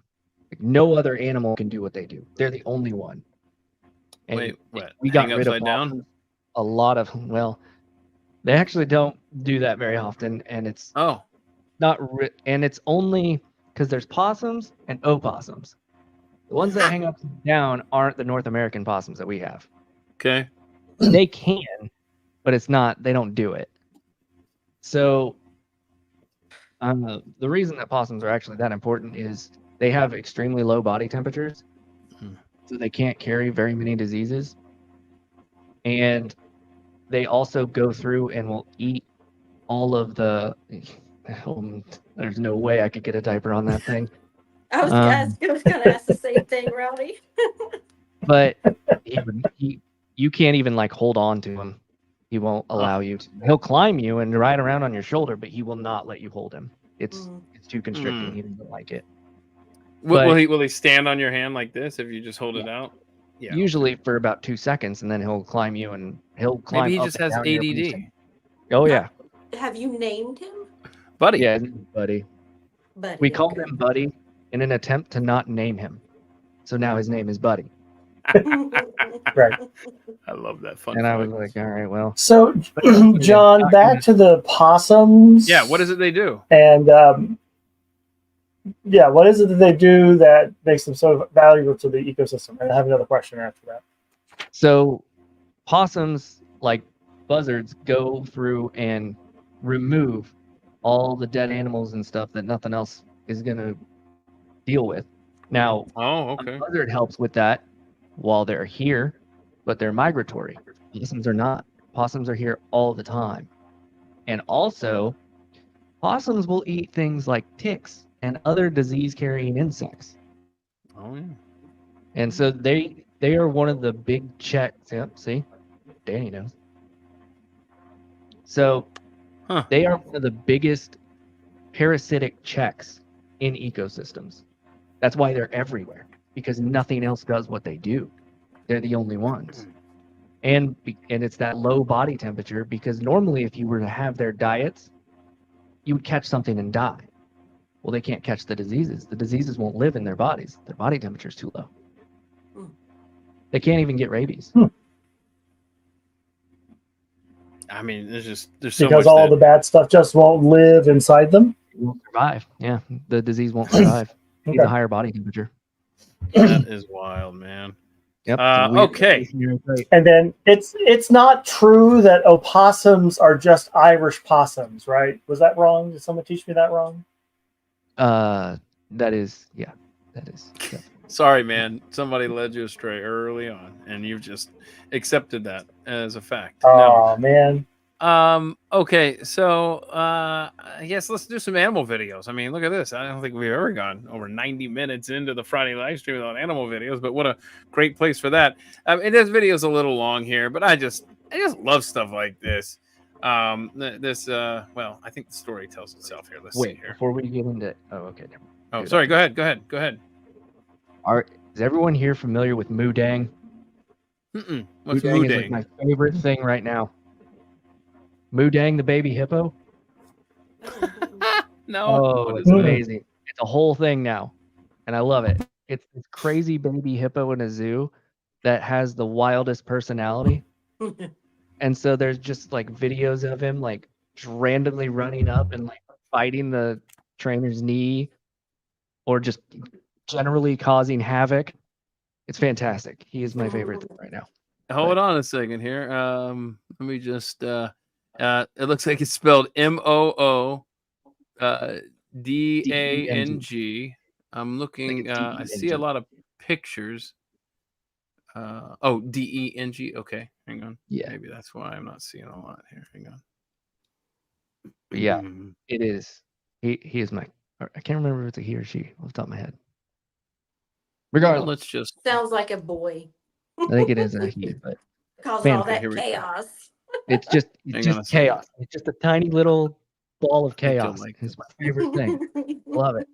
He is. I And can obviously, tell. baby Look at hippos this. are just adorable. Look at him. And bites down on his knee. Oh, I think I have seen that. Loves to bounce around. It often keeps its mouth open. And it must have a lot of fun every day before it can fall asleep. Even when it is asleep, it still twitches its limbs. It really enjoys playing with water and takes a bath every morning. Its slippery body makes it prone to slipping. For its safety, the zookeeper sometimes restricts its movements, which makes Moodang very angry, and it turns its back on the zookeeper. At this point, the zookeeper will give its rear a light pat. Moodang, annoyed by the disturbance, will jump up in anger and later bite the zookeeper's knee in secret.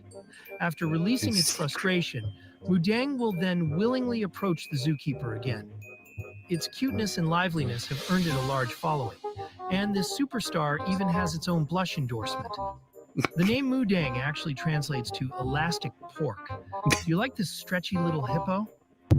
Okay, that's funny. That is good stuff. I need a Moodang shirt or something, or a hat. I'm gonna. You know what? I'm gonna find a patch of a hippo, a baby hippo with its mouth open, and then I'm gonna make a hat, and I'm just gonna say it's Moodang. So that's cute. It's very adorable. Just wait till Moodang can kill him. I know. Oh yeah, Moodang's gonna be a monster later. Right now, Yeah, Moodang. I remember you. I remember you slapping my ass. Come here. You see what they do with watermelons, you know, right? It looks like little Oh yeah, twigs. hippos kill more people in Africa, anywhere they live, they're usually the most dangerous animal. They kill more people than all the other animals, like than crocodiles. Like they're Wow. Wow. crazy, dangerous creatures, and they're super So fast. They run like Mhm. 35 miles an hour, I think. I was about to say, who took all of my post-it notes? But I'm not at work. I'm at home, where I'm the only one that would be responsible for misplacing something. So let me just write this down here. Right, because if I don't, then I will forget it. Okay, let me play some of these videos here. See what y'all think of these. Let's see here. Okay. And by the way, when you're done with today's live stream, which I appreciate everyone tuning in for, you should go binge watch Moodang videos, because it'll put you in a good mood for the weekend, right? That's good stuff. All right, so this is an old man here, and I think the voiceover tells us. Let me see here. Do I have the volume up on this thing? I don't know. I think let me mute it, because I think it's one of those annoying ones. But anyway, so old man, he has a stroke, and he falls into the. Oh my gosh, we get everything about this. So he lives in Las Vegas there, Toby. I don't know if you know 83-year-old Gary Johnson, but he collapses into the pool. Didn't he run for president? And yeah, Tomorrow as the guy, yeah, 0 electoral votes represented in that swimming pool.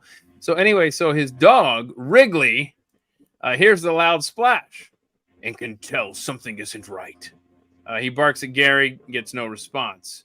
I don't know how much is voiceover and how much is going to be typed on the screen, but there's a guy that works in the yard for Gary that apparently the dog hates and never goes near, and just won't let him pay attention to him. But see, like Wrigley, yeah, see, Wrigley's like, hey, there's that guy I hate, but he's got opposable thumbs, so let me go over here and tell him what's up. So he goes and we see this. Gary's losing consciousness. I love how they make this so dramatic. So anyway, and he's like, hey, Timmy fell down the well. What? And so the guy who he hates, or he says, you know what, I'm going to follow you, and I'm going to go and help see what's going on here. Now the other 2 dogs are just dumb. They're like, hey, what's this leaf blower out here? And look at that, huh? A landscaper guy. He goes and he saves Gary's life. How cool is that? So it's pretty awesome. Dogs are awesome, right? And you could think that, I mean, look at that. I just love it when animals do such heroic things like this. And so, yeah, I already said this part. Yeah, look, okay. Put aside his anger for a greater cause. All right. Who writes this stuff? So anyway, it's all a happy ending then, and they come home from the hospital, and now the dog likes the landscaper. I mean, it's just, I just find it fascinating, because Why now would you the leave him in dog. the pool? Why'd you leave him? Yeah, I think he said, all right, you okay? You lean up against the pool here. Yeah, I'm going to call for help or whatever. So anyway, so now I guess he doesn't hate the landscaper, and they're like all best buds. So whenever he sees him in the yard, he's like, hey, remember, thanks for saving the Libertarian Party nominee. That was good job. And so, hold on. I think the landscaper's in here as well. Yeah, see? And so he doesn't care that he's in his house now. Remember that? Yeah, I used to hate you, but you're cool. All right, anyway, I thought that's just a cool story. I love dogs so much, man. I didn't really grow up with dogs either. I was like, in hindsight, I wish I had dogs as a kid. But anyway.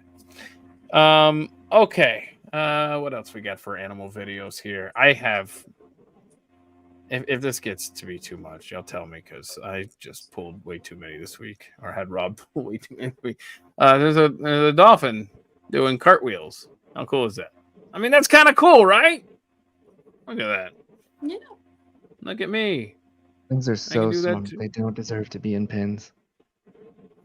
They're too smart for that. Them and chimps. Anything that is as smart as like our children, we Yeah. probably should put in pens.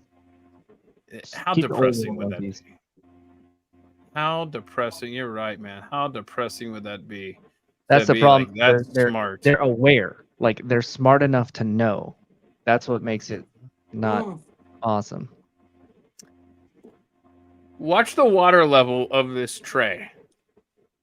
As this, whoa, hey, Toucan Sam jumping in there. Watch the water level. Hold on. Wait for it. Wait for it. Oh, he's got to get the fleas off first. All right, here we go. And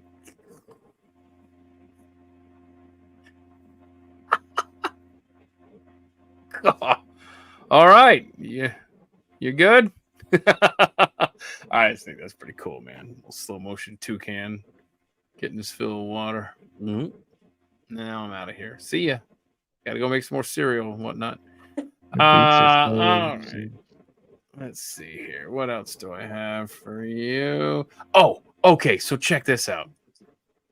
I love this elephant who let's see if I have the sound up, because you hear people laughing and it's almost like a comedy club, because the elephant realizes that he's being funny. Watch this. Takes a guy's hat.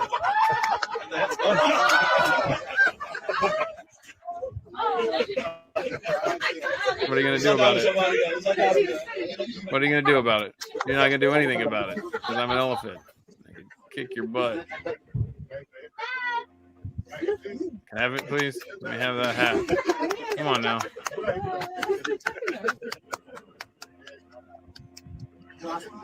Come on. I'm begging, bro.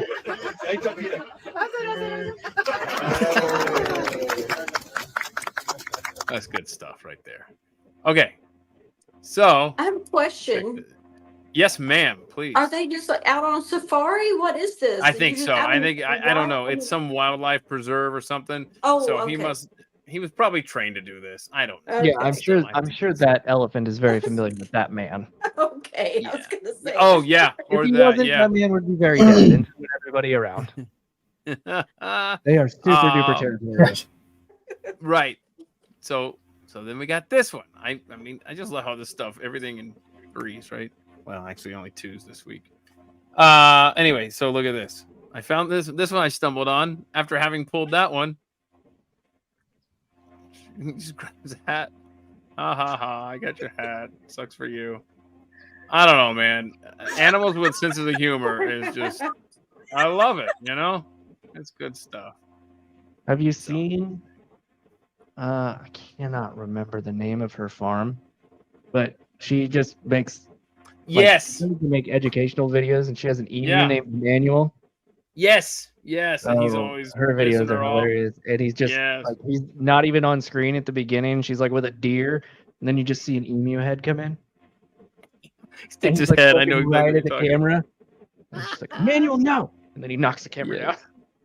That's like, I think she says that line more than anything in her life. Emmanuel, no. Yeah, he's a little terrorist. It's fantastic. So this little girl here is genius. She really wants to get close to hummingbirds, right? And so she says, you know what I'm going to do? I'm going to dress up like a flower.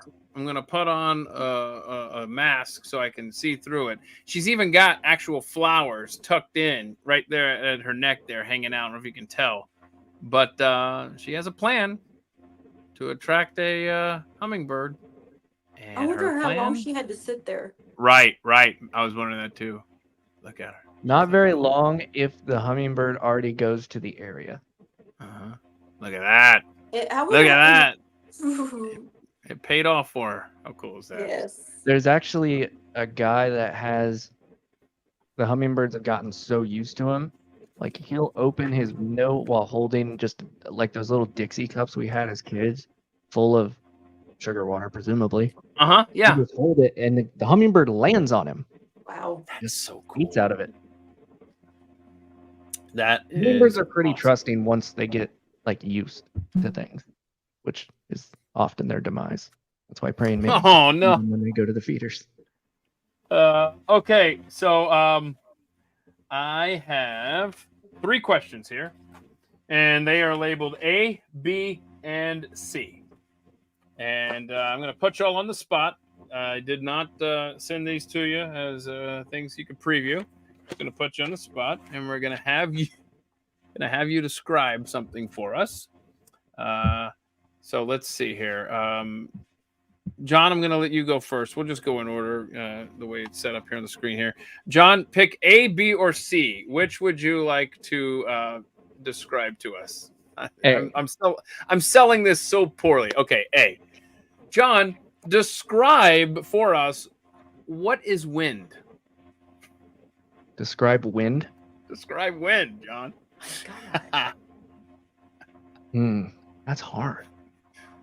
Right? Wind is an invisible force that is created by our atmosphere with the capability to move solid objects. Oh my God. That's brilliant. It almost sounded like you were describing like the force. I like it. You know? I'm gonna An suck at invisible- Kind of this. what wind is. Yeah, I like that. Okay. All right, Toby, you want B or C? And by the way, I just want let I'll me take C. take C. Okay. Let me just state for the record, I couldn't do any of these. Like I'm not asking questions that I could answer. These are just fun here. All right. So Toby goes with C. Toby, can you please describe to us how microphones work? Oh golly. I know, Truthfully, no. But let's see how it goes. In fact, I have to mute mine in a second. yeah, that's cool. Microphones take in sound as an input, deliver sound to some output, possibly amplified. Okay. All right. Very good. And I'm going to guess with these descriptions, less is more. Yeah. Right. Okay. Carol, you're left with B. You get to describe for us how one would go about landing a plane. Oh, I should have taken C. Dang. Should have left you wind. Get a qualified pilot in the seat to land it. That works. Okay. That works. Call air traffic control and have them tell you what to do. Yeah, right. Let me just find the radio. This one. Okay, so What did we learn from the film Airplane? Just say, is there anyone on board that knows how to fly an airplane? right. So okay. Make sure this is weird. The way this story is written, there's more on the front than buried in here. Okay. So shout out to the late great Doc Thompson, who would always tease the new numbers on procrastination and then never get to them at the end of the show. Always ran out of time. And actually, funny little story here, a little behind the scenes. There was a stretch there where Brad wasn't on the Morning Buzz, and I would come in and kind of fill that role with the lighthearted news or something going on there. And actually, one day I told him, I said, I actually have stats about procrastination, Doc. And he was just like, he looked at me like, don't know that we're gonna get to those. and so he goes, why don't you put that at the end of your stories there anyway? And it was just kind of funny because I literally had new numbers on procrastination. I was like, no, wait, and the segment was over. And I was like, I literally got it. Yeah, we got to go to got to go to the break. Okay, so here's the here's the headline. God bless you, Doc Thompson. Study reveals what drives people to procrastinate. So, what do y'all think is the, and I will say, my answer is the phone, fill in the blank. It could be Twitter. It could be emails. It could be text, whatever. But if I've got something to do, this is my biggest distraction right here. So, do y'all have any guesses when you've got something that you have to do? What is an excuse? Because this is on here, but it's not number one. I'm trying to find where the phone is on here. Now I don't see it. I saw it on here earlier. No, I don't. Anyway, what do people end up doing instead of the task that they know they need to do? Any guesses as to what the number one thing is that people say, you know what? I should go and mow the yard, but instead I'm going to watch TV. I don't know. Nap. You win. Nap. Yeah. Nap. Okay. You just named the top two. Yep. Watching TV or movie. 50% napping, laying in bed. Well, 39% is just laying in bed. 29% is actually taking a nap, I guess. Lay in bed So and there watch we go. TV. Laying in bed and watching. There you. Thank you. Yes, yes. You'd be doing good on Um, Family Feud right now. Overachiever. Let's see here. 50% of people are on their phones during dinner. So there's that. 71% of Americans say that they're guilty of procrastinating. I say it's much higher than that, but what do I know? I think everybody is to some extent. Now, if you have trouble sleeping, I have, and this is Well, I'll a leave lot you of the surveys still haven't made it back to the researcher yet. Yeah, there you go. That's good. Yeah, so it's probably 100%, but 29 still haven't returned their surveys. Just didn't Okay, send it back. didn't send They'll it send it back. back tomorrow. Probably, maybe. We'll see. I might have a movie to watch. How's everybody doing with your sleep health? Everybody doing okay? You're good. Look at Carol. Congratulations. I'm good. Show offs. Even Toby, with you all that sleep? coffee I drink. I think Mine is from medication though. Oh, So, okay. like How you I, sleeping, it's Toby? not. Oh. Well, the hilarious thing is, and a lot of people don't know this. This is why it really annoys me about the Adderall shortage, because for those of us that actually have a disorder that need that medication to literally function, Yeah. it's very annoying when we cannot get it. And so, but what What are they people using don't it know, What else are they using it for? everybody gets. The thing is, if you just take Adderall, and you don't actually need it to make your brain stop being crazy, it will make you more focused, and people can get menial tasks done that they wouldn't normally be able to do. So a lot of people take it literally just to be able to do their jobs, because without it, they suck and they can't handle focusing on it. That you mean like landing a plane. Yeah. But when I don't have my prescription for that, and I'm on a really low dose, just enough to make me functional. If I'm not on it, I will not sleep. Completely incapable. And everybody's like, Adderall's an upper. And I'm like, yeah, it is. What it does is it makes my brain be organized. So Yeah. when I tell my brain to, hey, we're going to bed now, my brain's like, oh, we're going to bed now. But without it, my brain's like, I wonder how many times I can hula hoop. Look at this. Look at that. I guess people use it to lose I could weight. see that too. Yeah. Really? Mm-hmm. Give you energy. Wow. How about eating Oh. right and exercising? That'll help you lose weight. It will. No, come on. No, nobody's got. You know But what? that I takes will. so much time and discipline. Yeah. You know what? We'll get to that. But first, we're gonna procrastinate. Yeah, okay. So, well, I'm glad to hear. Let's see. So, John, Carol, y'all have no trouble sleeping. That's good. Toby, how do you do in the sleep realm? I could do better. I know that establishing a regular and consistent time to go to sleep is part of the key. I know that not snacking is part of the key. No, what? Right now, I'm Snacking. doing pretty well at it. Snacking. Oh, snacking. I think you said stacking. I'm like, what is that? Oh, sorry about that. I'm having some terrible internet response out here anyway. I don't have a whole lot going on that isn't work related right now, so I'm not out and about at late hours. I've got a couple orchestra things going on, so if I'm at an orchestra rehearsal and I'm focusing on playing and I'm listening to a lot of music, and then I drive home and I've got music stuck in my head, that can make it really tough to go to sleep and things like that. I bet. So, I bet. So, especially I guess, when I've decided to go to the gym at 5 a.m. and I try to put the head on the pillow at 9:30, and I'm solving all sorts of, even if I do music direction in the theaters, I'm planning rehearsals, I'm planning the next several rehearsals, I'm trying to fix some stuff. So brain gets really busy if I'm doing outside of work things. So those are pretty slow right now.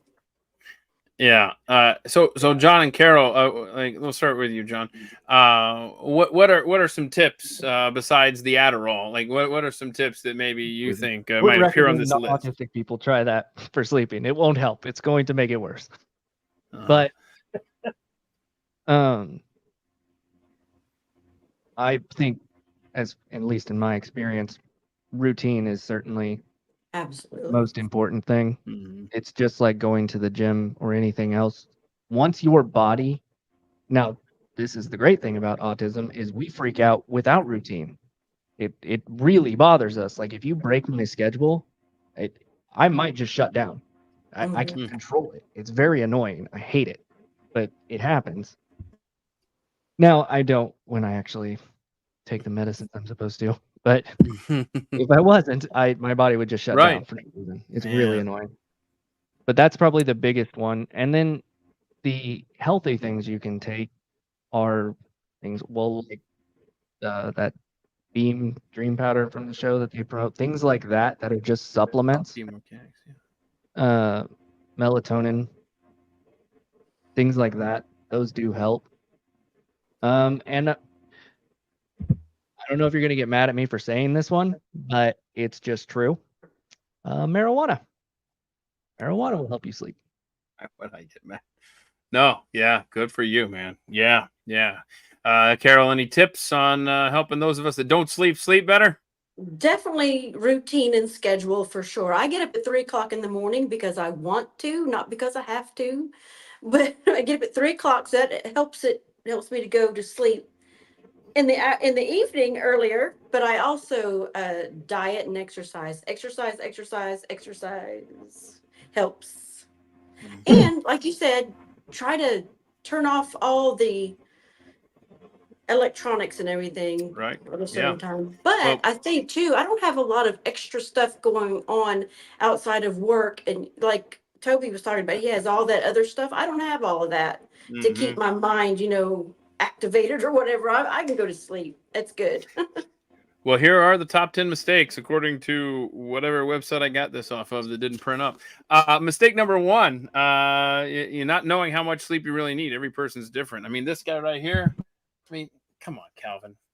He slept 11 hours a night, but you know what? He wasn't Wow. trying to come up with ways to destroy the country. So he was he was able to sleep plenty. People eat too much or too little, especially before bed, like we've talked about.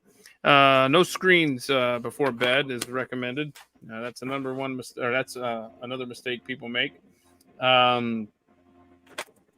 Let's see, not winding down.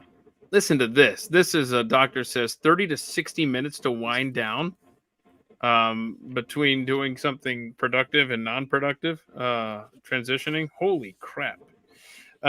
Napping too much during the day, man, that's a fine balance, man. You nap too long, you could screw up That's your my night. wife's problem. We like to fall asleep on the couch and then wonder why we can't sleep. Yeah. Spending too much time awake in bed. I mean, if you're watching TV or if you're eating or whatever and you're wide awake, then your bed doesn't become your place of sleep. It becomes your place to hang out. Let's see here. Not getting enough sleep on weeknights, keeping an inconsistent sleep schedule, drinking too much caffeine and alcohol. Okay, personal affront there. Worrying No, about you sleep. drink enough alcohol, you'll sleep. I put that theory to the test. It will. It works. You're not but gonna you'll feel sleep good at the next day. wrong times of the day. In the wrong place. In the wrong place. With the wrong people. Oh, wait. And the wrong people. I didn't say there weren't negative consequences. I'm just addressing the sleep Right. problem. You might not get up at the right time. Okay. That too. So I saved number 10 for last, not only because it's the last one on here, but because I think this is my problem. Never mind my schedule and whatever. I honestly think this is hysterical. If all of these tips feel overwhelming, don't let it stress you out. Seriously. As experts explained, one of the worst things you can do for your sleep is to worry about it. So anyway, number 10 is worrying about sleep. It's like a self-fulfilling prophecy, says blah, blah, blah. If you spend the day worrying that you're gonna sleep poorly, odds are that you will. I lay there, I'm thinking, okay, how do I sleep now? Like, okay, Do you should sleep with a fan or anything? How many hours of sleep do you get, Keith? See, this is another problem. It's not a good routine. It's based on the Braves schedule. It's garbage. I mean, it's stupid. I know it's stupid. Like Everyone knows. 3 it's to 5 hours. No, about 5 hours a night, I think, is a typical thing. But here's what drives me nuts is that I wake up before the alarm goes off every time. I do too. It every day. doesn't matter. It doesn't I've matter never that woken up by my alarm in So years. set your alarm later. you or mean earlier. Yeah. Yeah. No, I'm not putting a 2 on my alarm. 3:00 is as early as it's ever going to Do you So do you You have- function okay during the day? be. Do I find what now during the day? Do you function okay during the No, day? no, I'm a Oh. zombie. My head's foggy from beginning to end. do you It's stupid. do you have anything in the bedroom that makes noise, like a fan or a white Not noise machine? noise. I have earplugs. I have to do the earplugs because any somebody drops a pin at the end of the street, I'll hear it. Wow. And I- so earplugs, yeah. fan, very cold, very dark. Yeah, And my, so I sit there. my fan and has to sound like a C-130 on a tarmac. Nice. Okay. That's one thing that helps too, is you're training your brain for that noise. That's why when I get on planes, pass out. Because my brain hears the noise and it's like, oh, this is sleep time. Well, yeah, and so I will think, okay, am I going to lay on my back and try to fall asleep tonight, or on my side? Which one am I going to try tonight? And it's just on and on and on. But I will say this right here: I can't take sound. Although I've started something that's actually, I hate this, but it actually works. Because I cannot fall asleep watching TV or listening or whatever. Yeah. But if I lay on my side and I replace one of my earbuds or one of my what did I just say? My earplugs with an earbud. I do this when the Braves are on the West Coast. Such a loser. When the Braves are on the West Coast, right? And they're up late. I'm not staying up till freaking 1 a.m. watching the game or 12 o'clock or whatever it is. That is not happening. So if the game starts late, then I have been putting it in. But see, I'm such a loser. I mean, look, this is my safe space right here. I'll wake up in the morning like, okay, where was the game where I fell asleep? And then I'll try to pick it up on the backup phone, and then watch the rest of it. I'm such a loser. You have a backup And try to phone? figure out. Well, I mean, okay, so they're old phones. The Wi-Fi. So if I don't finish the game, I tell you, y'all, I'm a loser. So if I don't finish the Stop. game on the Wi-Fi at the house before I get in the truck, then I've got to switch it to and listen to it, drive it in. I certainly That's a wouldn't lot of watch it, rules. and certainly wouldn't watch and drive at the same time. The worst is during hockey season because the Oilers are always playing late, and then I've also got to mix in avoiding social media while I watch this game in the morning. Guys, it's you know what? I should hang up now. This is getting awkward. No, I love Okay. Yeah, I'd try just getting a consistent sound so your brain gets used to hearing that noise. It's Pavlov's dog. Or no sound at all, right? Well, no sound at all won't work. Yeah. What have you done? Like Right. white Brain- noise? Yeah, Yes, that- you'll produce. Your brain will make something Yeah. happen. You'll, That's why you you'll do so produce much the sound. autopilot. So here's what I'm thinking. If I could go Mhm. back and do it all over again, I would never get into sports because sports and my work schedule, those schedules don't jive, and that's So, created all. in order But for then you what to, would you gamble on? You know what? Gambling without having a clue about any of the teams works out better for me than gambling with all my knowledge of the teams. Because what if you listen to a very old baseball game that you have nothing invested in, just to have something in your ear? Could you go to sleep to that? I don't know. Two teams maybe I don't care about. I should switch it over to like Oakland Like, versus the so White like, Sox. No, I'm talking about from like years ago. Can you Oh. even do that? Can you even do that? I You don't know. can with YouTube. Probably. Yeah, YouTube. Yeah. I don't know. Just to We'll see. have that noise, that baseball noise in your ear. Maybe I don't know. No, I like the suggestions. I will say, if you have the sound training though, and you go somewhere you can't have the sound, you're not going to sleep. Mm. If I have to go somewhere and there's no fan, now luckily I have apps on my phone to make fan noises. That's how I deal with it.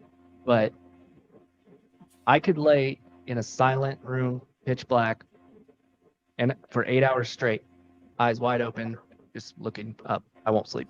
Not awake. No Wow. matter how long I try to sleep, won't happen. Because my brain's so used to the noise. So your body doesn't get tired or anything? Like you're just like exhausted? Oh, I get exhausted. Doesn't I know, matter. Danny. Danny, I am with you 100%. I want to move to the Pacific time. I want to move to the Idaho Panhandle just so I could be in the Pacific time zone, and watch sports. Yeah, on a better schedule. Absolutely. I appreciate all of the suggestions and everybody hanging out here with us today. I will say though that I do not want this a Yanks Mets Subway Series. No, thank you. Braves are 2 games out of the last wild card spot, so y'all be rooting for the Braves and against the Mets and against the. You know what though? You know what? The Diamondbacks have now cratered as well, so maybe we'll catch the D-backs if we don't catch the Mets. So either way, the Braves are on the outside looking in, and that makes me sad right now. But hey, you know what? If they miss the playoffs, then I can start getting better sleep sooner. Okay. Anyway, thank you so much for joining me here today. I want to make sure that we get this. Look at this. Y'all bookmark this. Give me libertymedia.com where you can check out John's show and Carol's show and Adrian's show and Tyler's show. That's such a great idea. I wish that I had. How long have y'all been like this conglomerate together, y'all? 2 or 3 months. It hasn't been long. Okay. Well, yeah, I want to make sure that that I bookmark that as well because y'all are all good people and you've got your own shows and I hope people will check them out and in fact I don't even know because like I said I didn't even know this was a thing until right now. Carol and Tyler write stuff as well. Okay. Me and Adrian. It's not just it has our podcast listed, but we also write on it as well. Mainly that Tyler. is so cool, y'all. That is, oh my gosh, let me show this to everybody. I would write articles, but I just don't have the time for I it. write them on my blog, but then they somehow get transported over there. Yeah. Guys, this is so cool. This is so cool. Y'all check it out. Y'all bookmark this. Give me libertymedia.com. And thanks again for making time, everybody. Let me see here. I'm covering up Toby's face. Sorry. Okay, so give me libertymedia.com. There's the team there. John, Carol, Tyler, Adrian. Thanks for making time. I hope everybody has a great weekend. Toby, I hope that your bridge thing works out beautifully for you. You know, you have your own game named after you now. It's pretty. That's a lot of Shout out to the gent. All right. And thank you to everybody over here in the chat. I'm just gonna love what you're doing here. All right, I appreciate that. Thanks a lot. And please support the Patheads. You know, support those that are doing stuff like obviously give me libertymedia.com and then of course Rowdy Made doing all his fun stuff, his creativity over there, making the merch. So anyway, everyone have a great weekend and join us. Thursday is the election thing, and then we're of course going to do the Friday live stream. I don't know who's going to be with me next Friday yet. I think Chris Cruz is going to join me, and I have a couple other feelers out there. We'll see how that materializes. But thanks so much, everybody. I appreciate you making time. Have a great weekend, and we'll see you. Thank you. Soon. Thank you.